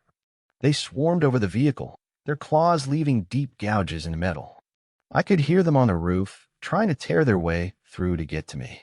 I floored the accelerator and drove straight through the campground, scattering tents and equipment. The beings fell away from the truck, but I could see them in my mirrors, giving chase on foot at speeds that should have been impossible. I didn't stop driving until I reached the state police barracks 30 miles away. By then, the harvest moon had set, and the festival was over. But I knew I'd only delayed it, not stopped it. The official report described a gas leak at the campground that had caused hallucinations and disorientation among the campers. Several people were hospitalized for smoke inhalation from the accidental fire, but no one was seriously injured. The Park Service closed Crimson Valley indefinitely, citing environmental hazards and infrastructure problems. But I knew they were just buying time, waiting for the controversy to die down so they could reopen the park for next year's festival. I was fired, of course. Conduct unbecoming a park ranger was the official reason, but I knew the real cause. I'd interfered with something that had been happening for over a century, and the authorities weren't happy about it. But I'd also learned something important. The festival could be disrupted, even if it couldn't be permanently stopped. The beings that controlled it were powerful, but they weren't invincible. They needed the ritual to maintain their influence, and without it, they were vulnerable. I spent the last year preparing for this year's festival. I've gathered better equipment, learned more about the creature's weaknesses, and recruited allies who might be able to help. I know where the festival will be held. The Park Service may have closed Crimson Valley, but the beings will simply move to a new location. This time, I won't be content to just disrupt the ceremony. I'm going to end it permanently. I'm going to find the source of the festival's power and destroy it, no matter what the cost. Because I know that if I don't, the harvest will continue. Every year, more people will be transformed, more humanity will be stripped away, and the influence of the empty-eyed beings will spread further across the world. My name is Tyler Rodriguez, and I am the last defender against the Harvest Moon Festival. Tomorrow night, when the moon rises red and full, I'll be ready. The only question is whether I'll be strong enough to stop what's coming, or whether I'll become part of the harvest myself. My name is Marcus Sullivan, and I've been a park ranger for 12 years. I've seen bears tear apart campsites, witnessed lightning split ancient oaks in half, and pulled more than my share of lost hikers from ravines that seemed to swallow sound itself. But nothing, absolutely nothing, prepared me for what happened during my first night shift at Blackwood. The transfer came suddenly. One day, I was patrolling the relatively tame trails of Pine Ridge State Park, dealing with nothing more dangerous than raccoons getting into garbage cans. The next, I was being handed keys to a remote ranger station in the heart of Blackwood, a place that had chewed up and spat out 3 rangers in the past 2 years. Why do they keep leaving? I asked my supervisor, Janet Morrison, as she handed me the assignment papers. She looked at me for a long moment, her weathered face creased with something that might have been sympathy. They say it's the isolation. Blackwood's different from other parks, Marcus. It told her. The trees there have been standing since before the first settlements. Some say they remember things. I laughed it off then. Trees remembering things. What a load of superstitious nonsense. But Janet wasn't smiling. The last ranger, Tom Bradley, he lasted 6 months. Found his resignation letter on my desk one morning with no explanation. When I called him, he wouldn't talk about it. Just kept saying he heard things in the woods that weren't supposed to be there. The drive to Blackwood took 3 hours on winding mountain roads that seemed to twist back on themselves. The deeper I went into the forest, the more oppressive it became. The trees pressed in close to the road, their branches forming a canopy so thick that even at midday, the world existed in a permanent twilight. My radio crackled with static, and by the time I reached the ranger station, I had lost all connection to the outside world. The station itself was a small log cabin nestled in a clearing that couldn't have been more than 50 feet across. Solar panels on the roof powered the basic necessities: lights, refrigerator, communication equipment. A generator in the back shed provided backup power, though its fuel supply was limited to emergencies. I spent my first week getting familiar with the territory. Blackwood covered nearly 30,000 acres of untouched wilderness, crisscrossed by trails that ranged from well-maintained hiking paths to barely visible game trails that seemed to appear and disappear at will. The forest was beautiful in its own way. Ancient pines that stretched toward the sky like cathedral spires, crystal-clear streams that wound through moss-covered boulders, and wildlife that moved through the undergrowth with an almost supernatural grace. But there was something else, something I couldn't quite put my finger on. A feeling of being watched. A sense that the forest was holding its breath, waiting for something. The whistling started on my 8th night. I was sitting in the station, updating my patrol logs, when I heard it, a clear, melodic whistle that seemed to come from just outside the window. It was a simple tune, almost like a lullaby, but there was something wrong with it. The notes hung in the air too long, echoing off the trees in a way that made my skin crawl. I grabbed my flashlight and stepped outside. The clearing was empty, bathed in moonlight that turned everything silver and strange. The whistling had stopped, but I could feel a presence in the darkness between the trees, something watching me with patient, predatory interest. "Hello," I called out, my voice swallowed by the oppressive silence. "Is someone there?" Nothing, just the whisper of wind through the branches and the distant hoot of an owl. I went back inside, but sleep didn't come easily. Every time I closed my eyes, I heard that tune playing in my head, those wrong notes that seemed to burrow into my brain like parasites. The next morning, I found tracks in the soft earth around the station. At first glance, they looked human, the clear impression of bare feet in the dirt. But as I examined them more closely, I realized they were wrong. The toes were too long, the heel too narrow. And there were too many of them, as if whatever had made them had been dancing around the station in slow, deliberate circles. I radioed headquarters, but the static was worse than ever. Janet's voice came through in broken fragments, normal for the first adjustment period, don't worry about. The transmission cut out entirely, leaving me with nothing but white noise. The second night, the whistling came closer. I was making my rounds, checking the trail markers near the eastern boundary, when I heard it again.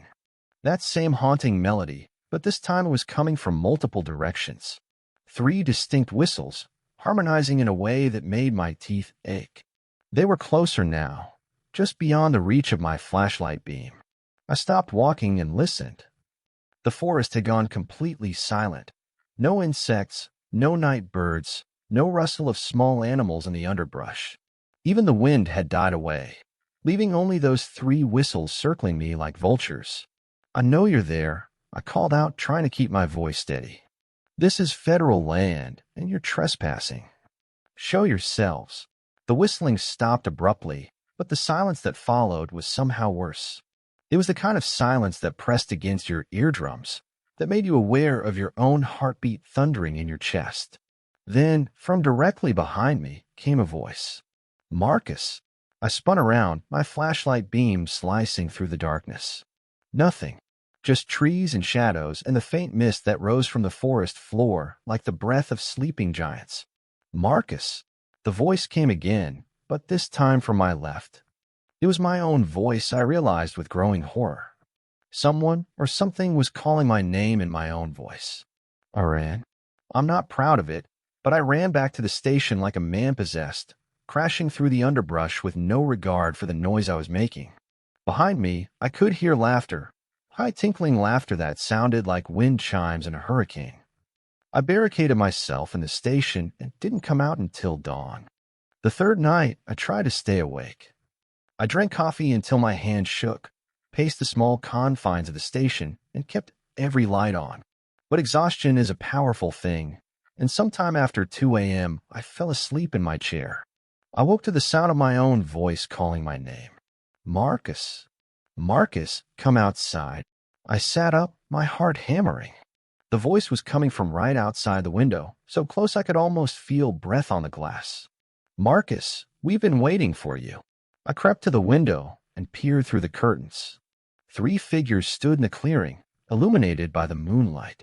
They were tall and thin, impossibly so, with limbs that seemed to stretch and bend in ways that human joints shouldn't allow. Their faces were pale and featureless, except for dark holes where their eyes should be. And they were whistling. The same melody I've been hearing for 3 nights, but now I could see where it came from. They pursed their lips, if they could be called lips, and expelled that haunting tune like a siren's song. As they whistled, they began to move, dancing around the clearing in slow, hypnotic circles. "Come outside, Marcus." My own voice pleaded from one of the figures. "Come dance with us." I watched in horrified fascination as they continued their dance, their movements becoming more frenzied, more unnatural. One of them began to stretch its arms upward, reaching for the moon with fingers that extended like taffy. Another bent backward until its head touched the ground, walking on its hands with its legs waving in the air like some nightmare spider. "Marcus." They called in unison, their voices a perfect mimicry of my own. "Marcus, don't you want to play?" I backed away from the window, my hands shaking so badly I could barely hold my flashlight. The radio crackled to life, and for a moment I heard Janet's voice, clearer than it had been in days. "Get out, Marcus. Whatever you do, don't." The transmission cut to static, then to a sound that made my blood run cold. Whistling. That same cursed melody was coming through the radio, filling the station with its poisonous notes. I grabbed my emergency pack and ran for the back door, but as I reached for the handle, I heard something that stopped me cold. My mother's voice. "Marcus, honey, where are you going?" I hadn't heard my mother's voice in 5 years. She died of cancer when I was 26, and I've been carrying the guilt of not being there when she passed ever since. But there she was, standing in my kitchen, wearing the same blue dress she'd worn to my high school graduation. "Mom," I whispered. She smiled, but her eyes were those same dark holes I'd seen in the creatures outside. "Come give your mother a hug, Marcus. I've missed you so much." I wanted to run to her, to feel her arms around me one more time. But something deep in my brain, some primal survival instinct, kept me frozen in place. This wasn't my mother. This was something else, something that had crawled out of the deepest, darkest part of the forest and put on her face like a mask. "You're not her," I said, my voice barely audible. The thing wearing my mother's face tilted its head, and its smile widened to show teeth that were too sharp, too numerous. Of course I'm her, sweetheart. I'm exactly who you need me to be. It took a step toward me, and I saw that its feet were those same elongated, inhuman things I'd seen in the dirt. I know you've been lonely, Marcus. I know you blame yourself for not being there when I died. But you can make up for it now. You can stay here with me forever and ever. No, I said, backing toward the door. You're not real. You're just something from the woods. The thing's face began to change, my mother's features melting and reforming into something else entirely. Something with too many eyes and a mouth that opened like a bear trap. Then let me show you what I really am, it hissed. I bolted through the back door and into the forest, the thing's laughter following me like a pack of wolves. Behind me, I could hear the station being torn apart, windows shattering, furniture being smashed, the walls themselves groaning under some tremendous force. I ran through the darkness, guided only by my flashlight and the desperate need to get away from whatever was pursuing me. Branches tore at my clothes and face, roots tried to trip me, and all around me the forest seemed to be alive with malevolent purpose. The whistling followed me everywhere I went. Not just the three voices from before, but dozens of them, creating a symphony of madness that echoed through the trees. And underneath it all, I could hear my name being called in a dozen different voices. My mother, my father, my ex-wife, my best friend from college. They all wanted me to stop running, to come back, to join them in whatever twisted dance they were performing. I ran for hours, or maybe minutes. Time seemed to have no meaning in that place. The forest stretched on endlessly, the trails looping back on themselves in impossible ways. I passed the same fallen log 3 times, crossed the same stream twice, and began to suspect that the woods were changing around me, rearranging themselves to keep me trapped. Finally, exhausted and bleeding from a dozen cuts, I stumbled into a small clearing and collapsed. My flashlight batteries were dying, the beam growing dimmer with each passing moment. Soon I would be alone in the absolute darkness with whatever was out there. That's when I saw the light. It was just a flicker at first, barely visible through the trees. But as I watched, it grew stronger, resolving into the warm yellow glow of a lantern. Someone was walking toward me through the forest, and for a moment, hope bloomed in my chest. Then I heard the whistling again, and I knew it was a trap. The figure emerged from the trees, holding an old-fashioned oil lantern that cast dancing shadows on the forest floor. It was a man, or something that had once been a man. His ranger uniform was torn and stained with what looked like decades of wear, and his face was gaunt and pale, with eyes that reflected the lantern light like an animal's. "You must be Marcus," he said, his voice carrying the weight of infinite sadness. "I'm Tom Bradley. I used to be the ranger here." Tom. I struggled to my feet, my legs shaking with exhaustion. "But you left. You resigned." He laughed, but there was no humor in it. "Did I? I thought I had. I remember writing the letter, remember driving away. But here I am, still walking these trails, still trying to find my way out." As he spoke, I noticed that his feet didn't quite touch the ground. He was floating, just barely, his boots hovering an inch above the forest floor. "You're dead," I whispered. "Am I?" He looked down at himself with mild curiosity. I suppose that would explain a few things. The cold, the way time seems to move differently here. The fact that I can't seem to remember what I had for breakfast. "How long have you been here?" "Hard to say. The seasons don't seem to change in these woods. It's always autumn, always that time just before winter when the world starts to die." He raised the lantern higher, and I could see other figures moving between the trees, more rangers, more people who had gotten lost in Blackwood and never found their way out. "We tried to warn you," Tom continued. "The whistling, the voices, it's how they hunt.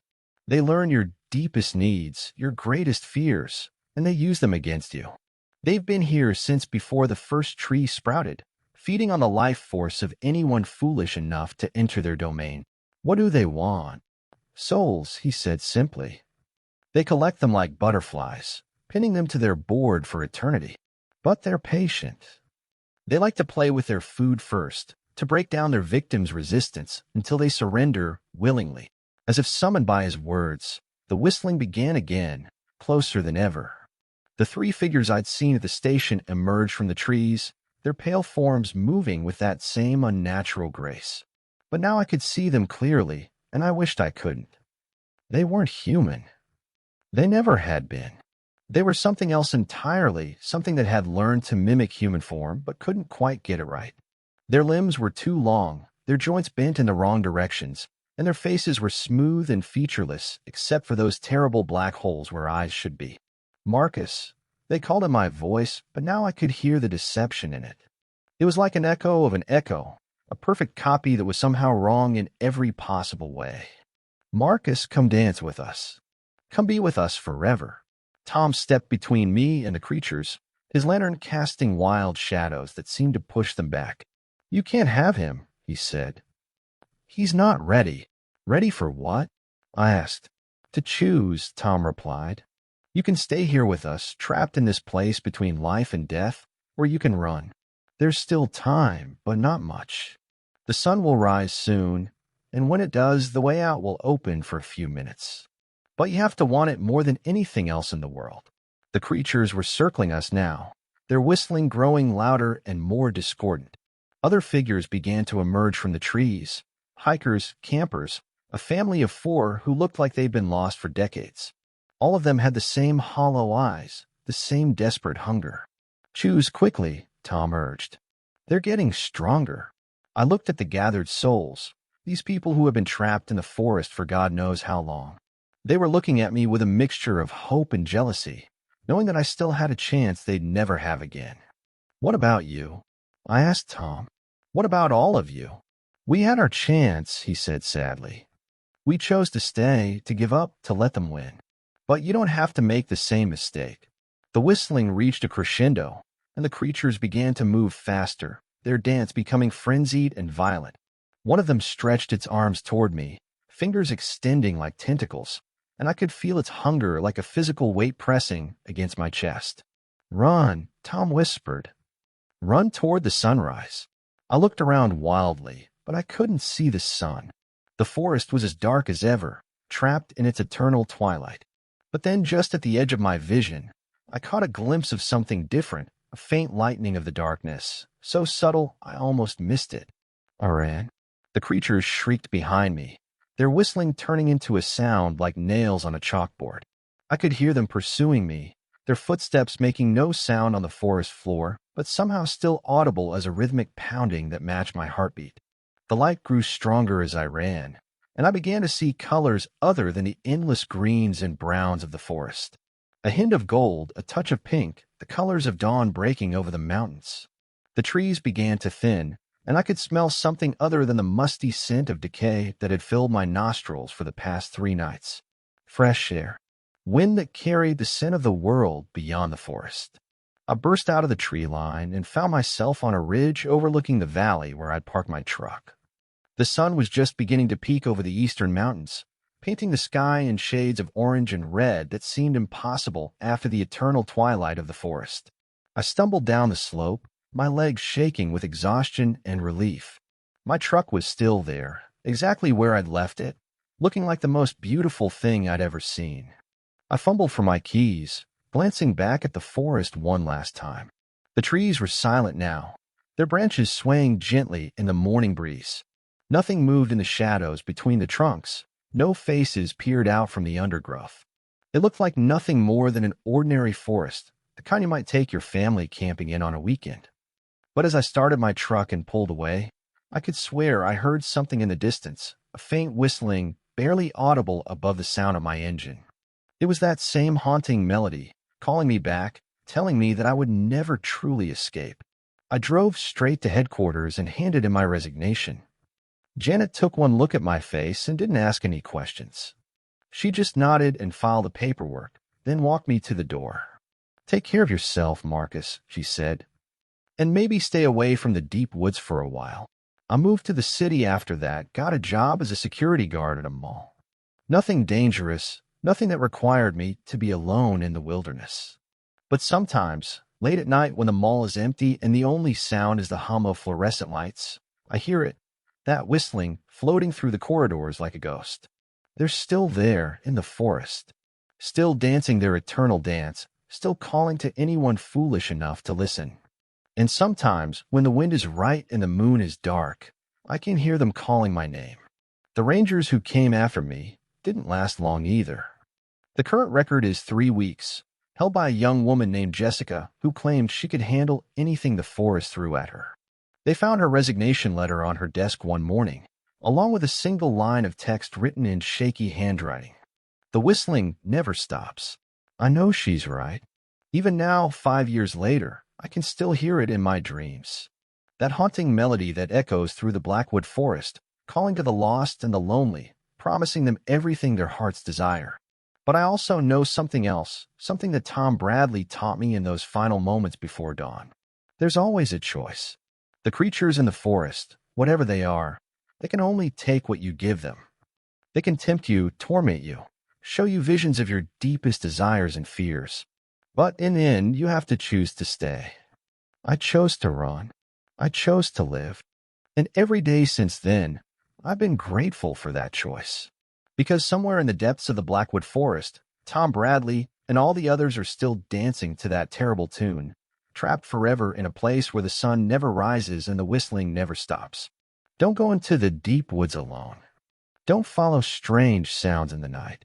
And if you ever find yourself in a place where the trees are too tall and the shadows too dark, where the very air seems to whisper your name, run. Run toward the sunrise, and don't look back. The whistling will follow you, but it can't catch you if you don't let it. Remember that. Your life may depend on it. The laughter started at 3:17 a.m., just like it had every night for the past 3 weeks. High clear and absolutely wrong. The kind of laughter that makes your teeth ache and your spine crawl with ancestral dread. I know the exact time because I've been watching the clock, waiting for it. My name is Rebecca Foster, and I'm a park ranger at Hollow Creek State Park in northern Michigan. Or I was anyway. Hard to say if I still count as a park ranger when the park doesn't officially exist anymore, when the state has sealed off all the roads and pretends like the place never existed. But I'm still here, in the ranger station that's not supposed to be here anymore, listening to the laughter of children who died 40 years ago. It started with the Bones. I've been assigned to Hollow Creek in April, a routine transfer from the overcrowded parks downstate. The position had been vacant for 6 months, unusual for such a beautiful location, but the bureaucracy moved slowly and budget cuts had left a lot of positions unfilled.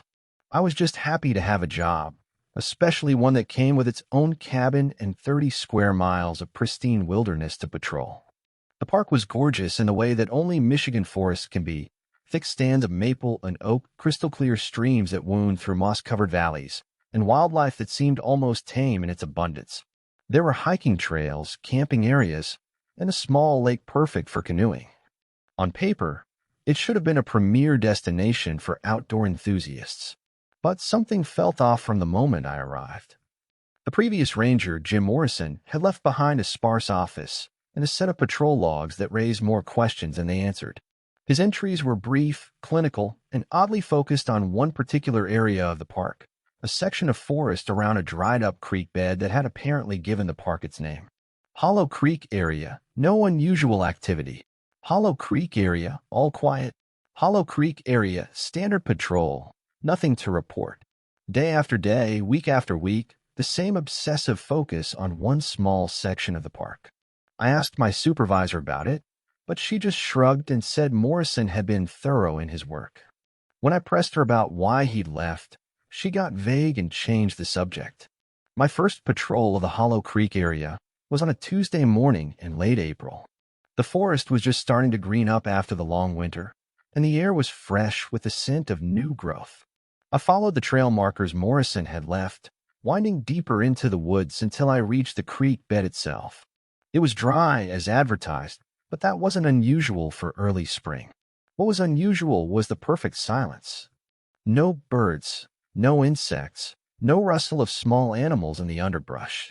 Just an oppressive quiet that seemed to press against my eardrums like water. I walked along the creek bed, noting the smooth stones and the way the banks had been carved by years of flowing water. It was beautiful in a stark, empty way, but I couldn't shake the feeling that something was watching me. Not the usual sensation of being observed by wildlife. This was different, more focused. more malevolent. I found the first bone about a quarter mile downstream from where the trail met the creek. It was small, white, and perfectly clean, picked clean by decades of weather and scavengers. At first glance, it looked like it might have belonged to a deer or some other woodland creature. But as I knelt down to examine it more closely, I realized it was wrong. The proportions were off, the shape too regular. It was a human bone, a child's bone. I called it in immediately, following protocol for the discovery of human remains. The county sheriff's department sent out a team of investigators, along with a forensic anthropologist from the state university. They spent 3 days combing through the creek bed, and what they found made me understand why Morrison had been so obsessed with this place. 17 skeletons, all children aged between 6 and 12, all showing signs of trauma consistent with a violent death. The forensic anthropologist estimated they'd been there for at least 4 decades, possibly longer. The investigation that followed was extensive and exhausting. Missing persons reports were pulled from archives, dental records were compared, and slowly, the children began to get their names back. Sarah Miller, age 8. Tommy Patterson, age 10. Lisa Chin, age 7. Name after name, child after child, all of them reported missing between 1979 and 1984.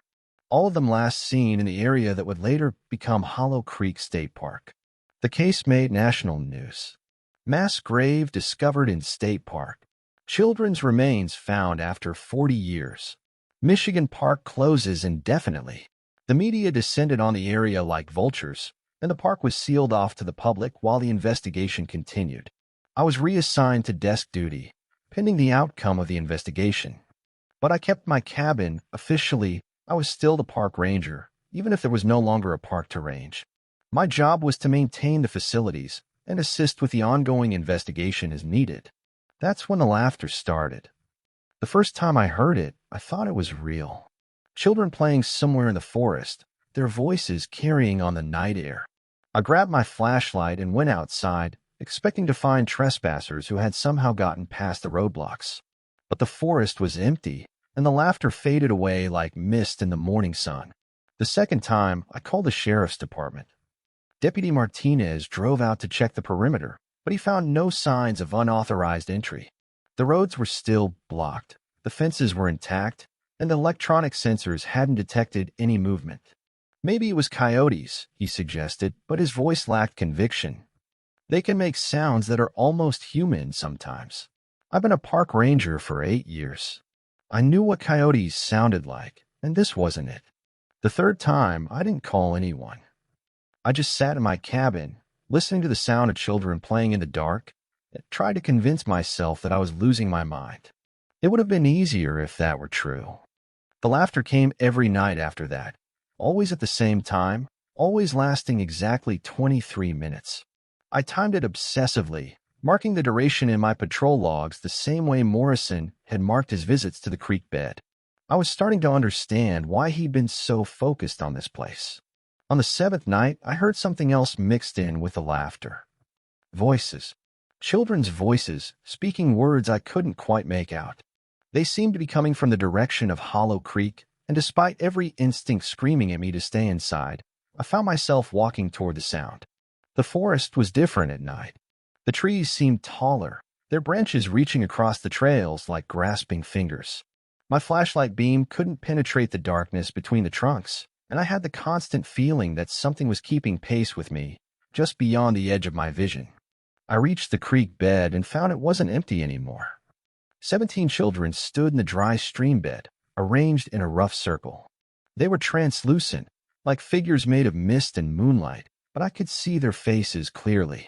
They were the children from the missing persons files, the ones whose bones had been found in this very spot. Sarah Miller, with her blonde pigtails and gap-toothed smile. Tommy Patterson, freckled and red-haired, wearing a Little League uniform. Lisa Chin, small and serious, clutching a stuffed animal that flickered in and out of existence. They were playing a game, some kind of elaborate tag or hide-and-seek that involved running up and down the creek bed, darting between the trees, and calling out to each other in voices that sounded like wind through dry leaves. But there was something wrong with the game, something that made my stomach clench with dread. They were running from something. Or someone. "He's coming," whispered Sarah, her voice barely audible above the sound of the wind. "Hide, hide, he's coming." The children scattered, disappearing into the forest like smoke. But I could still hear them, their frightened whispers carrying on the night air. "Don't let him find you. Stay quiet, stay hidden. He likes it when you run." I stood in the creek bed, my flashlight beam dancing across the empty stones, and tried to understand what I was seeing. These were the spirits of murdered children, trapped in the place where they had died. But what were they hiding from? Who was the he they feared? I got my answer 3 nights later. The laughter had stopped, not just for the night, but entirely. The forest was silent in a way that felt unnatural, as if every living thing was holding its breath. I sat in my cabin, staring out the window at the darkness, and waited for something to happen. At 3:17 a.m., I heard footsteps. They were slow, deliberate, and wrong in the same way that children's laughter had been wrong. Too heavy for a human, too regular for an animal. They were coming from the direction of Hollow Creek, moving along the trail toward my cabin. I grabbed my service pistol and positioned myself by the window, trying to see what was making the sound. The footsteps stopped just at the edge of the clearing, and I held my breath, waiting. A figure emerged from the tree line. It was tall, too tall to be human, and thin in a way that suggested malnutrition or disease. It wore what might have been clothes, but they hung on its frame like rags, and its face was a blur of shadow and suggestion. But what made my blood run cold was the way it moved, with the patient, methodical gait of a predator who knows its prey has nowhere to run. It stopped in the middle of the clearing and turned toward my cabin. I couldn't see its eyes, but I could feel its attention like a physical weight pressing against my chest. It stood there for perhaps 5 minutes, perfectly still, and then it began to move again. Not toward the cabin, but around it. Circling. Hunting. I followed its progress by the sound of its footsteps, my gun trained on the windows as it moved from the front of the cabin to the side, then to the back. It was looking for something, searching for a way in. But what terrified me most was the realization that it wasn't trying to be quiet. It wanted me to hear it, wanted me to know it was there. The footsteps stopped at the back door. I crept through the cabin, my flashlight beam dancing across the walls, and peered through the window. The figure was standing just outside, its face pressed against the glass. Up close, I could see that it wasn't human at all. It was something else, something that had perhaps once been human but had been twisted into something unrecognizable. Its mouth was too wide, filled with teeth that were too sharp and too numerous. Its eyes were black holes that seemed to swallow light, and its hands, those impossibly long hands, were pressed against the glass like the legs of a giant spider. It began to tap on the window. Slow, rhythmic taps that seemed to echo the beating of my heart. And then, in a voice like rustling leaves and breaking bones, it spoke. "Let me in, Rebecca. Let me in so we can play." I stumbled backward, my heart hammering against my ribs. The thing knew my name. Somehow this nightmare creature knew who I was. "I've been waiting for you," it continued, its voice muffled by the glass but still perfectly audible. "The children told me you were coming. They told me you were like the others, curious, brave, foolish. They told me you'd want to help them." The tapping grew more insistent, and I could see cracks beginning to form in the glass. Whatever this thing was, it was strong enough to break through the window if it wanted to. But it wasn't trying to break in by force. It was trying to get me to open the door willingly. "You want to know what happened to them, don't you?" it asked. "You want to know who killed them, why they died? I can show you, Rebecca. I can show you everything." I knew I should run, should get out of the cabin, and head for the main road. But the thing's words had hooked into my brain like fish hooks, and I found myself taking a step toward the door. "That's right," it whispered. "Come closer. Let me tell you a story." I was 3 feet from the door when my radio crackled to life. The static was deafening, but underneath it I could hear a voice, Jim Morrison, the previous ranger, speaking in urgent, frightened tones. "Don't listen to it," his voice said through the static. "Don't let it in. It's not what it seems." The thing at the window snarled, and the radio went dead. But Morrison's warning had broken whatever spell the creature had cast over me, and I staggered backward, my gun raised. "You can't hide from me forever, Rebecca," the thing said, its voice now carrying a note of anger. "I know where you are. I know where you sleep. And sooner or later, you'll make a mistake." The tapping stopped, and I heard the footsteps moving away from the cabin. But I didn't feel relieved. I felt like a mouse that had just been released by a cat, alive for now, but only because the predator was enjoying the game. I spent the rest of the night huddled in the center of the cabin, my gun in my lap and my radio turned to full volume. But the static never cleared, and Jim Morrison's voice didn't come through again. The next morning, I called my supervisor and demanded to be transferred. But she told me what I already knew. I was the only ranger assigned to Hollow Creek, and I couldn't be reassigned until the investigation was complete. I was stuck there, alone with whatever was lurking in the forest. That's when I started digging into the history of the area. The local library had newspaper archives dating back to the 1800s, and I spent hours scrolling through microfilm, looking for anything that might explain what was happening at Hollow Creek. What I found was a pattern of disappearances stretching back over a century. Children had been vanishing from the area since the 1880s. Not all at once, like the cluster from the 1980s, but a steady trickle over the decades. One here, two there, always children, always from the same general area. The newspapers reported them as accidents, runaways, or animal attacks. But the pattern was clear to anyone who looked closely enough. And there were other things. Sightings of a tall man in the woods. Reports of children's voices coming from empty forests. Hunters who claimed to have seen ghostly figures playing along the creek banks. The local Native American tribe had legends about the area too. They called it the Hungry Place, and they refused to hunt there. According to their stories, something ancient lived in the forest, something that fed on the joy and innocence of children. They said it could take any form, appear as anything that would lure its prey close enough to strike. I found a photograph in one of the old newspapers that made my blood run cold. It was from 1923, accompanying a story about a missing child named Peter Kowalski. The photo showed a group of search volunteers, and there, in the background, was a tall figure that looked disturbingly familiar.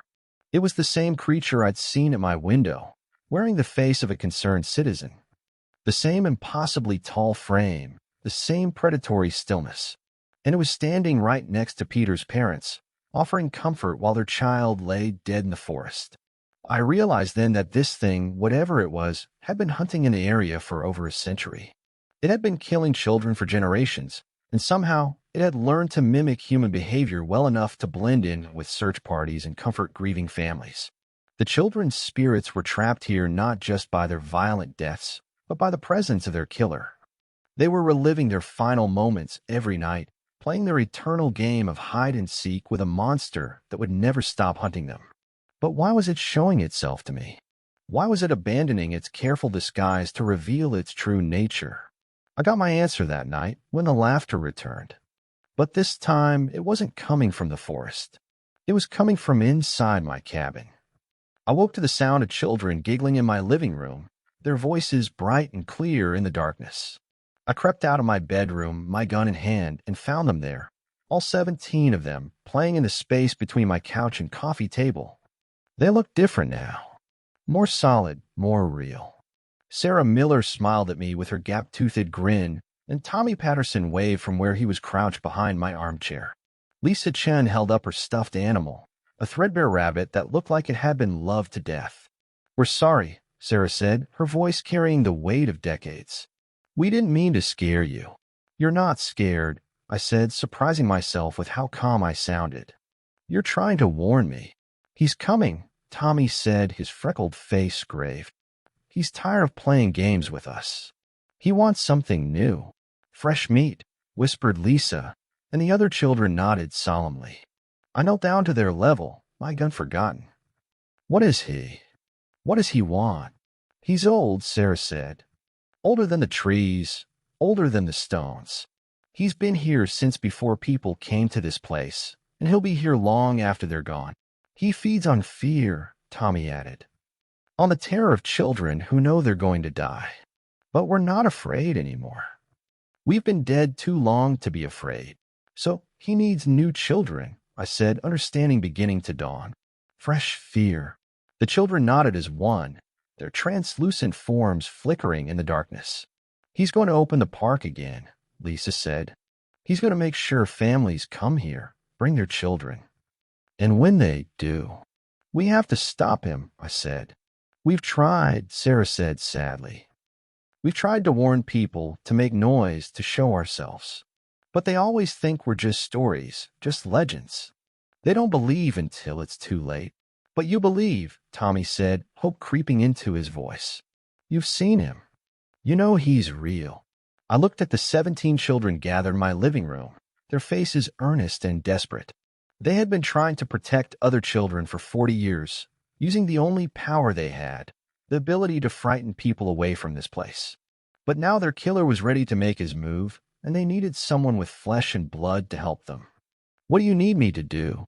I asked. Find where he sleeps, Sarah said. Find his resting place and destroy it. It's the only way to send him back to where he came from. Where does he sleep? In the deep places, Lisa whispered. In the caves beneath the creek. But you have to be careful. He's strongest there, in the dark places under the earth. I spent the next day preparing. I gathered everything I could think of that might be useful. Flashlights, batteries, rope, my service pistol, and a hunting knife I'd inherited from my grandfather. I also made copies of all the evidence I'd gathered, the newspaper clippings and photographs and historical records. If I didn't make it back, at least someone might be able to continue the investigation. As the sun set, I made my way to Hollow Creek. The children were waiting for me, their ghostly forms gathered along the banks of the dry stream bed. They looked more solid than ever, as if my belief in them had given them strength. This way, Sarah said, leading me downstream from where their bones had been found. The entrance is hidden, but we can show you. We walked for perhaps half a mile, the children moving silently beside me like an honor guard of the dead. The creek bed was rocky here, filled with boulders that had been tumbled smooth by centuries of flowing water. Between two of the largest stones, I could see a dark opening that I would never have noticed on my own. Down there, Tommy said, pointing into the darkness. But be careful. He knows you're coming. I squeezed through the opening, my flashlight beam dancing across wet stone and mineralized walls. The cave was larger than I'd expected, with passages that branched off in multiple directions. The air was thick with moisture and the smell of decay, and I could hear the sound of water dripping somewhere in the distance. The children couldn't follow me into the cave. Something about the deep places seemed to weaken them, make them fade like smoke. But I could still hear their voices, faint and distant, guiding me through the maze of tunnels.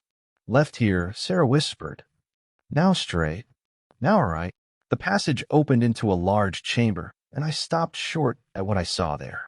The walls were covered in paintings, crude, primitive images that seemed to move in the dancing light of my flashlight.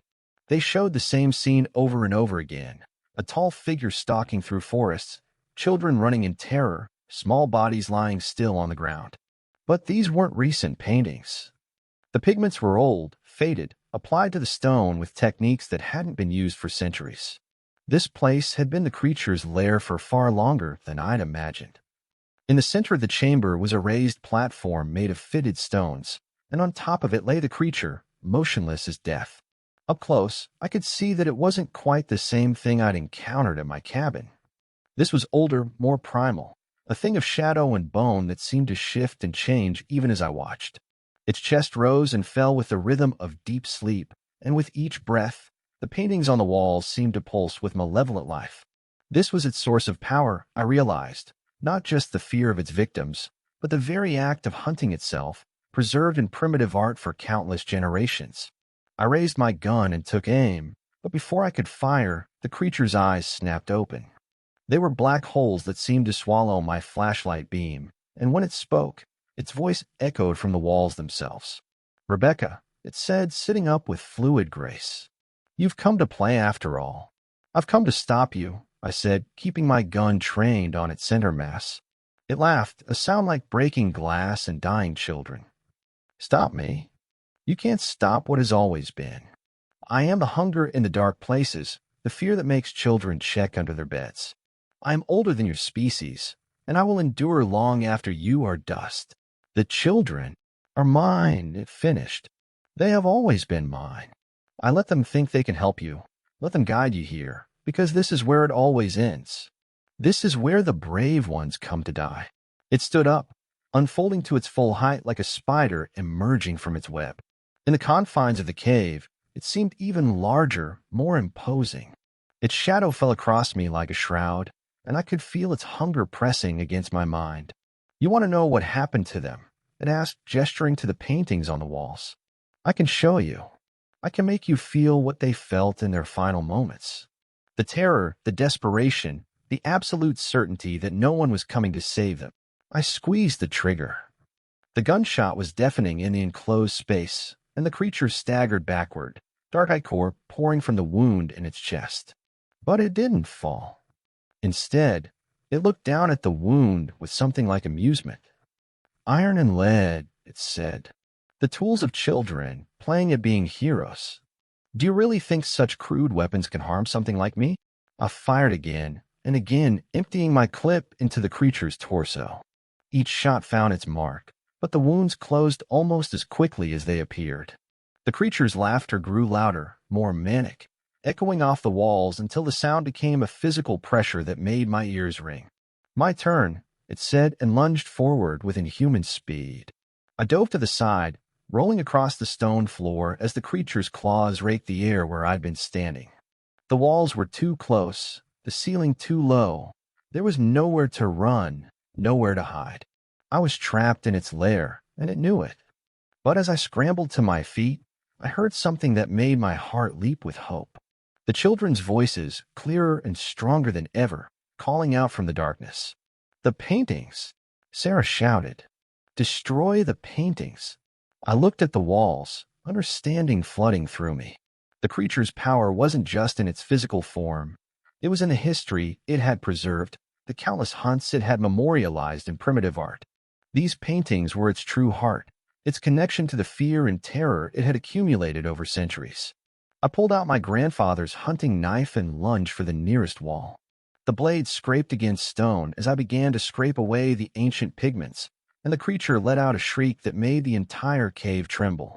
No, it screamed, abandoning its pursuit of me to protect the paintings. You don't understand what you're doing, but I did understand. With each scrape of the knife, each destroyed image, the creature grew weaker. Its form began to blur and fade, and the oppressive weight of its presence lifted from my mind. I worked frantically, destroying painting after painting while the creature clawed at me with weakening strikes. Its screams grew more desperate, more human, and I realized that somewhere deep inside this ancient evil was something that had once been a person, someone who had been consumed by the darkness so completely that they had become it. The children's voices grew stronger as the paintings disappeared, their forms becoming more solid, more real. They had been bound to this place by the creature's power, trapped in an endless cycle of fear and death. But as that power weakened, they began to find their freedom. Thank you, Lisa whispered, her small hand touching my shoulder. Thank you for setting us free. I scraped away the last of the paintings, and the creature collapsed. Its form dissolved like smoke, and in its place lay something small and pathetic, the mummified remains of what might have been a child, preserved by centuries of dark magic. He was like us once, Tommy said sadly. A long time ago. But he made a choice to become something else, something terrible. Is it over? I asked. For now, Sarah said. But these things have a way of coming back. Someone will need to watch to make sure the hunger doesn't return.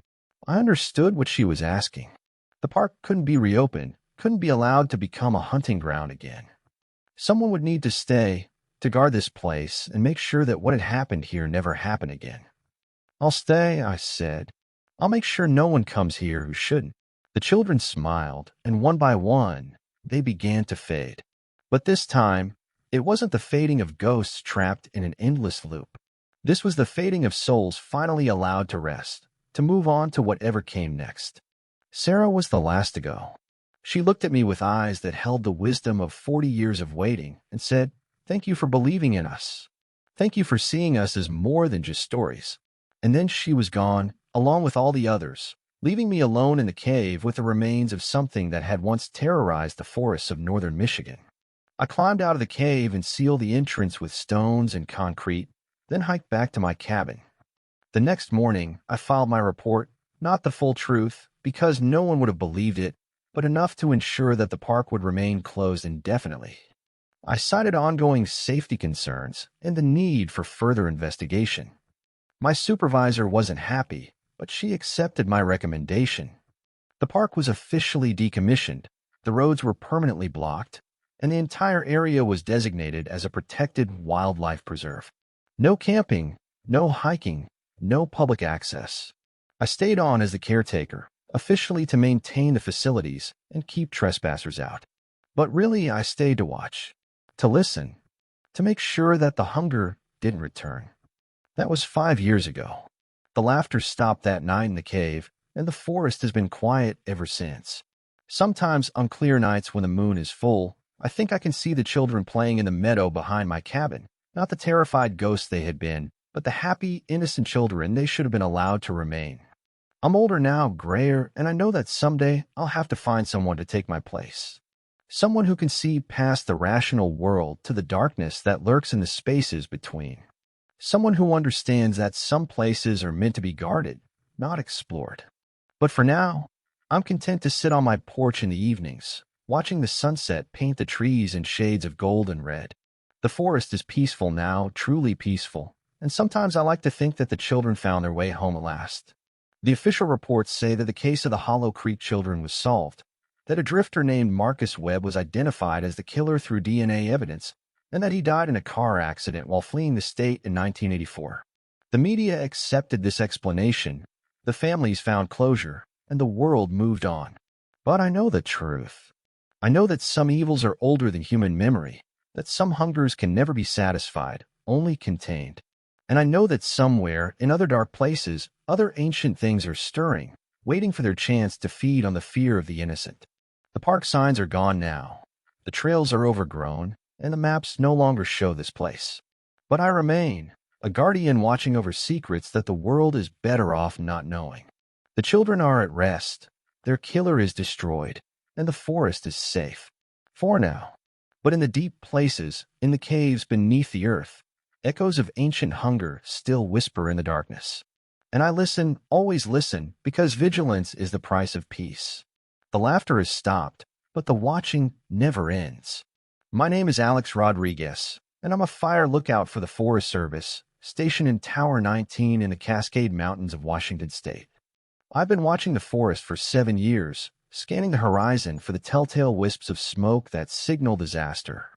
But lately, I've been watching for something else, something that uses the radio to call out from fires that exist only in the spaces between reality and nightmare. The transmission came through on Channel 16, the emergency frequency, just like all the others. But this one was different, clear, more urgent. Tower 19, this is Spotter 7. We have a situation up here. The fire. Jesus Christ, the fire is moving wrong. It's moving against the wind. Over. I grab my radio and key the mic. Spotter 7, this is Tower 19. Please clarify your position and status. Over. Static filled the channel for a long moment, then Tower 19, we're at the old burn site on Widow's Peak. The fire started small, but it's growing fast. Too fast. And the smoke is forming shapes. It looks like people like they're trying to tell us something. Over. I checked my maps. There was no Spotter 7 in the system. No current fire activity on Widow's Peak. And the old burn site, that was from the fire of 1987, when 12 firefighters died trying to contain a blaze that had jumped 3 fire breaks and consumed 8,000 acres in a single night. Spotter 7, I show no personnel assigned to that designation. Please identify yourself. Over. My name is David Chen, came to reply, and my blood ran cold. I'm with the Cascade Hotshots. We've been fighting this fire for 3 days now, and we're running out of options. The flames are moving uphill faster than we can cut fire breaks. We need air support, and we need it now. David Chen had been one of the 12 firefighters who died in 1987. His body was found at the base of Widow's Peak, overcome by smoke and heat while trying to reach a safety zone that never materialized. I'd read his file, studied the incident reports, knew every detail of that tragic night. Spotter 7, I said, my voice shaking slightly. David Chen died 35 years ago. Who is this really?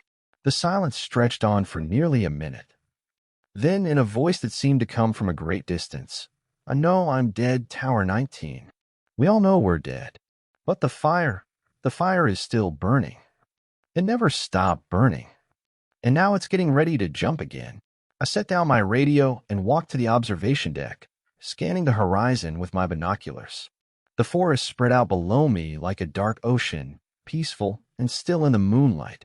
No smoke, no flames, no signs of any fire activity. But as I watched, I began to see something that made my hands tremble. A faint glow on the horizon, just visible through the trees. It was coming from the direction of Widow's Peak, and it was growing stronger. The radio crackled again. Tower 19, this is Spotter 12. We're at the north end of the fire line. The flames just jumped the creek. Repeat, the fire has jumped Widow Creek. We're falling back to the secondary containment line. Another voice I recognized from the casualty reports. Jennifer Martinez, squad leader, found dead trying to save 2 trapped firefighters. Her voice was exactly as I'd imagined it would be, calm, professional, tinged with the kind of authority that comes from years of experience. Spotter 12, this is Tower 19. I need to know who's on the ground. Give me a personnel count. Tower 19, we have 12 souls on the line. Chin, Martinez, Thompson, Williams, Jackson, Porter, Lee, Murphy, Santos, O'Brien, Walsh, and Kowalski. The whole crew is here, just like always. The full roster of the dead. Every firefighter who had perished in the 1987 Widow's Peak fire was checking in, reporting on a blaze that had been extinguished decades ago, but apparently still burned in whatever realm the dead inhabit. I keyed my radio to the main dispatch frequency. Forest Service Dispatch, this is Tower 19. I need to report unusual radio activity on Channel 16. We have unknown personnel claiming to be fighting a fire at Widow's Peak. Over. The response was immediate. Tower 19, this is dispatch. We show no fire activity in your sector. No personnel assigned to that location. Are you requesting medical assistance? Over. Negative, dispatch. I'm fine. But I'm getting radio calls from people who claim to be the Cascade Hotshots. They're reporting a fire at the old burn site. A pause. Then, Tower 19, the Cascade Hotshots were disbanded after the 1987 incident. You know that. Are you feeling all right up there? Over. I looked back at the horizon. The glow was brighter now, and I could swear I saw smoke rising into the night sky. Dispatch, I'm going to need you to send someone up here. I think we might have a problem. Roger, Tower 19. We'll have a supervisor en route in the morning. In the meantime, try to get some rest. Night shifts can play tricks on your mind. Over. The radio went dead, and I was alone again with the darkness and the growing glow on the horizon. I tried to convince myself that dispatch was right, that the isolation and stress of the fire season were making me imagine things. But the radio crackled again, and David Chin's voice came through as clear as if he were standing next to me. Tower 19, the fire is getting out of control. The flames are reaching heights of over 200 feet, and the wind is pushing it toward the valley. We need evacuation orders for the towns below. Over. I grabbed my binoculars and focused on the area around Widow's Peak. What I saw made my rational mind rebel against the evidence of my senses. There was a fire burning on the mountain, a massive crowned fire that was consuming everything in its path. The flames were visible now, dancing against the night sky like demonic celebrants. But it was impossible. There had been no lightning strikes, no reports of human-caused ignitions. The forest was dry, yes, but not critically so. And even if a fire had started, it would have shown up on the satellite feeds, would have triggered automatic alerts from the sensor network. Spotter 7, this is Tower 19. I can see the fire from here. How did it start? Over. Same way it started before, David Chin replied. Someone didn't do their job right. Someone missed the signs, ignored the warnings. Someone let people die. The accusation hung in the air like smoke. I knew the story of the 1987 fire, how a small campfire had been reported but not properly investigated, how the weather conditions had been perfect for a major blaze, how the communication failures had led to the deaths of 12 brave firefighters. But that wasn't my fault. I hadn't even been born when that fire happened.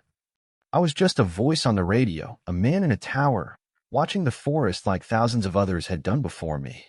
Spotter 7, the 1987 fire wasn't my responsibility. I wasn't even. It's always someone's responsibility, Jennifer Martinez cut in. Every fire that gets out of control, every life that's lost, it's because someone somewhere didn't do their job. And now it's happening again. I looked at my instruments, checking the weather conditions, the humidity levels, the wind patterns. Everything was normal. Everything was exactly as it should be for a quiet night in late summer. But the fire continued to burn on the horizon, and the radio continued to crackle with the voices of the dead. Tower 19, this is Spotter 3. The fire has reached the main road. We need immediate evacuation of Pine Ridge and Cedar Valley. The flames are moving faster than anything I've ever seen. Pine Ridge and Cedar Valley were the two small towns at the base of Widow's Peak, home to maybe 300 people total. If there really was a fire threatening them, I needed to call it in immediately. But how could I explain that I was seeing a fire that didn't exist, getting reports from firefighters who had been dead for 35 years? I tried calling the local sheriff's department, but got only answering machines. The fire department's emergency line went straight to voicemail. It was as if the entire outside world had disappeared, leaving only me and the voices on the radio. Tower 19, this is Spotter 9. We've lost contact with a crew at Checkpoint Alpha. The fire overran their position. We're trying to get to them, but the flames are too intense. I recognize the voice, Michael Thompson, the youngest member of the Cascade Hotshots, only 22 when he died. His voice was tight with fear and exhaustion, and I could hear the roar of flames in the background. Spotter 9, this is Tower 19. What's your current position? Over. We are at the old logging road, about 2 miles south of the peak. The fire is all around us now. We can't see the sky for the smoke. And the flames. Jesus, the flames are moving like they're alive. Like they're hunting us. I could see it now through my binoculars. The fire had spread across the entire face of the mountain, a wall of flame that stretched from the valley floor to the ridge line. The smoke was so thick it blotted out the stars, and the heat was so intense I could feel it even from my position 10 miles away. But it was still impossible. The satellite feed showed nothing. The sensor network was silent. According to every official source, there was no fire burning anywhere in the state. All units, this is Spotter 7. We're implementing emergency evacuation procedures. The fire has jumped the outer containment line and is moving toward populated areas. Estimated time of arrival in Pine Ridge is 30 minutes. I grabbed my emergency radio and tried to contact the evacuation center, but got only static. I tried the State Emergency Management Agency, the National Weather Service, even the military. Nothing. It was as if the entire communications network had been cut, leaving only the voices of the dead crackling through the darkness. Tower 19, this is Spotter 12. We're trapped at the fire line. The flames have cut off our escape route. We need immediate air support. Repeat, we need immediate air support. The desperation in Jennifer Martinez's voice was unmistakable. These were the final moments of the Cascade Hotshots, the last minutes before the flames claimed them. But how could I be hearing their final transmissions 35 years after the fact? I key my radio. Spotter 12, this is Tower 19. Air support is en route. Hold your position and wait for extraction. It was a lie. There was no air support coming, no helicopter crews standing by to rescue the dead. But I had to say something, had to offer some small comfort to voices that have been crying out in the darkness for decades. Thank you, Tower 19. We'll hold as long as we can. The radio went silent, and I was left alone with the burning mountain and the weight of helplessness.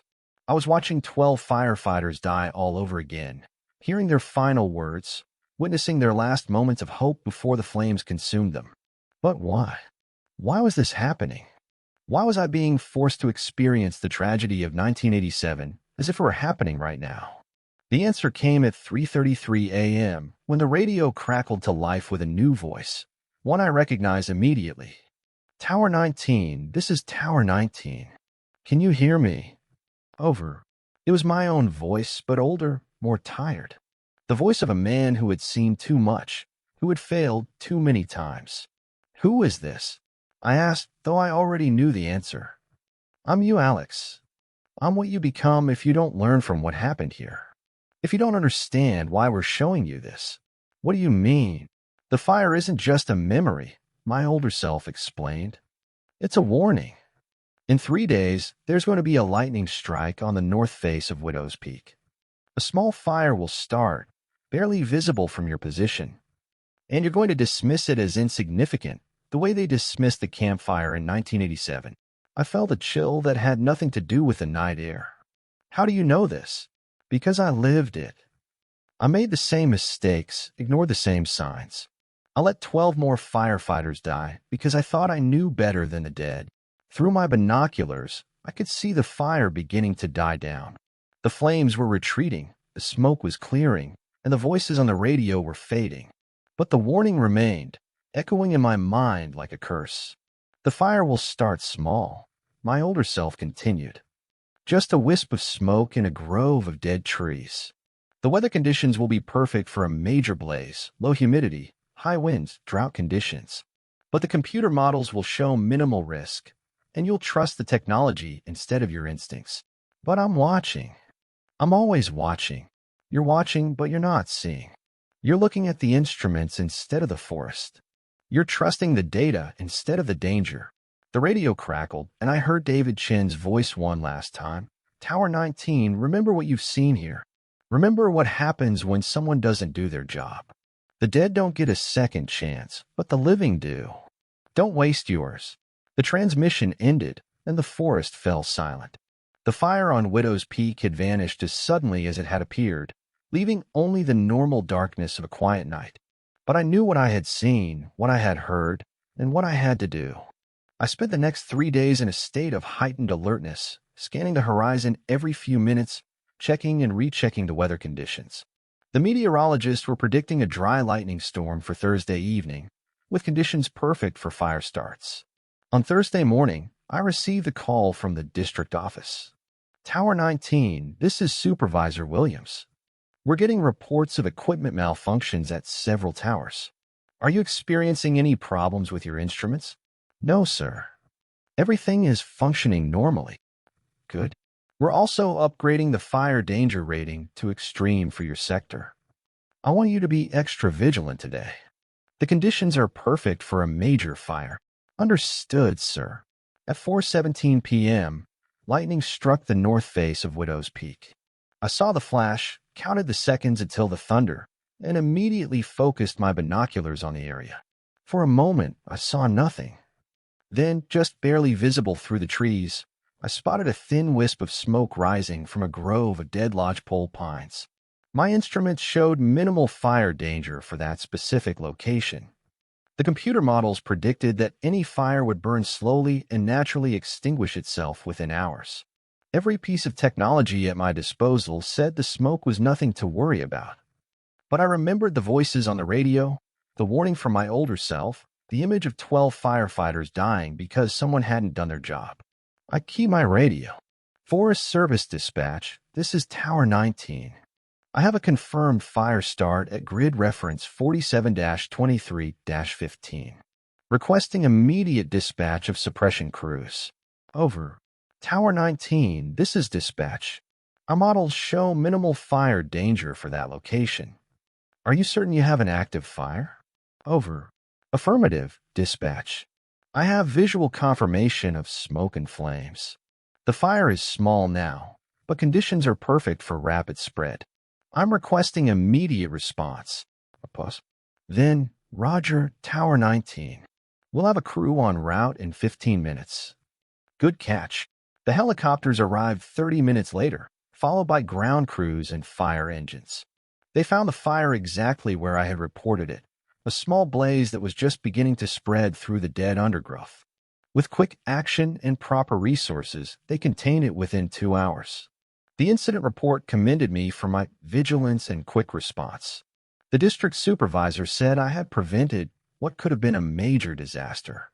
The computer models were adjusted to better account for local conditions, but I knew the real reason the fire had been stopped. It wasn't my skill or training or dedication.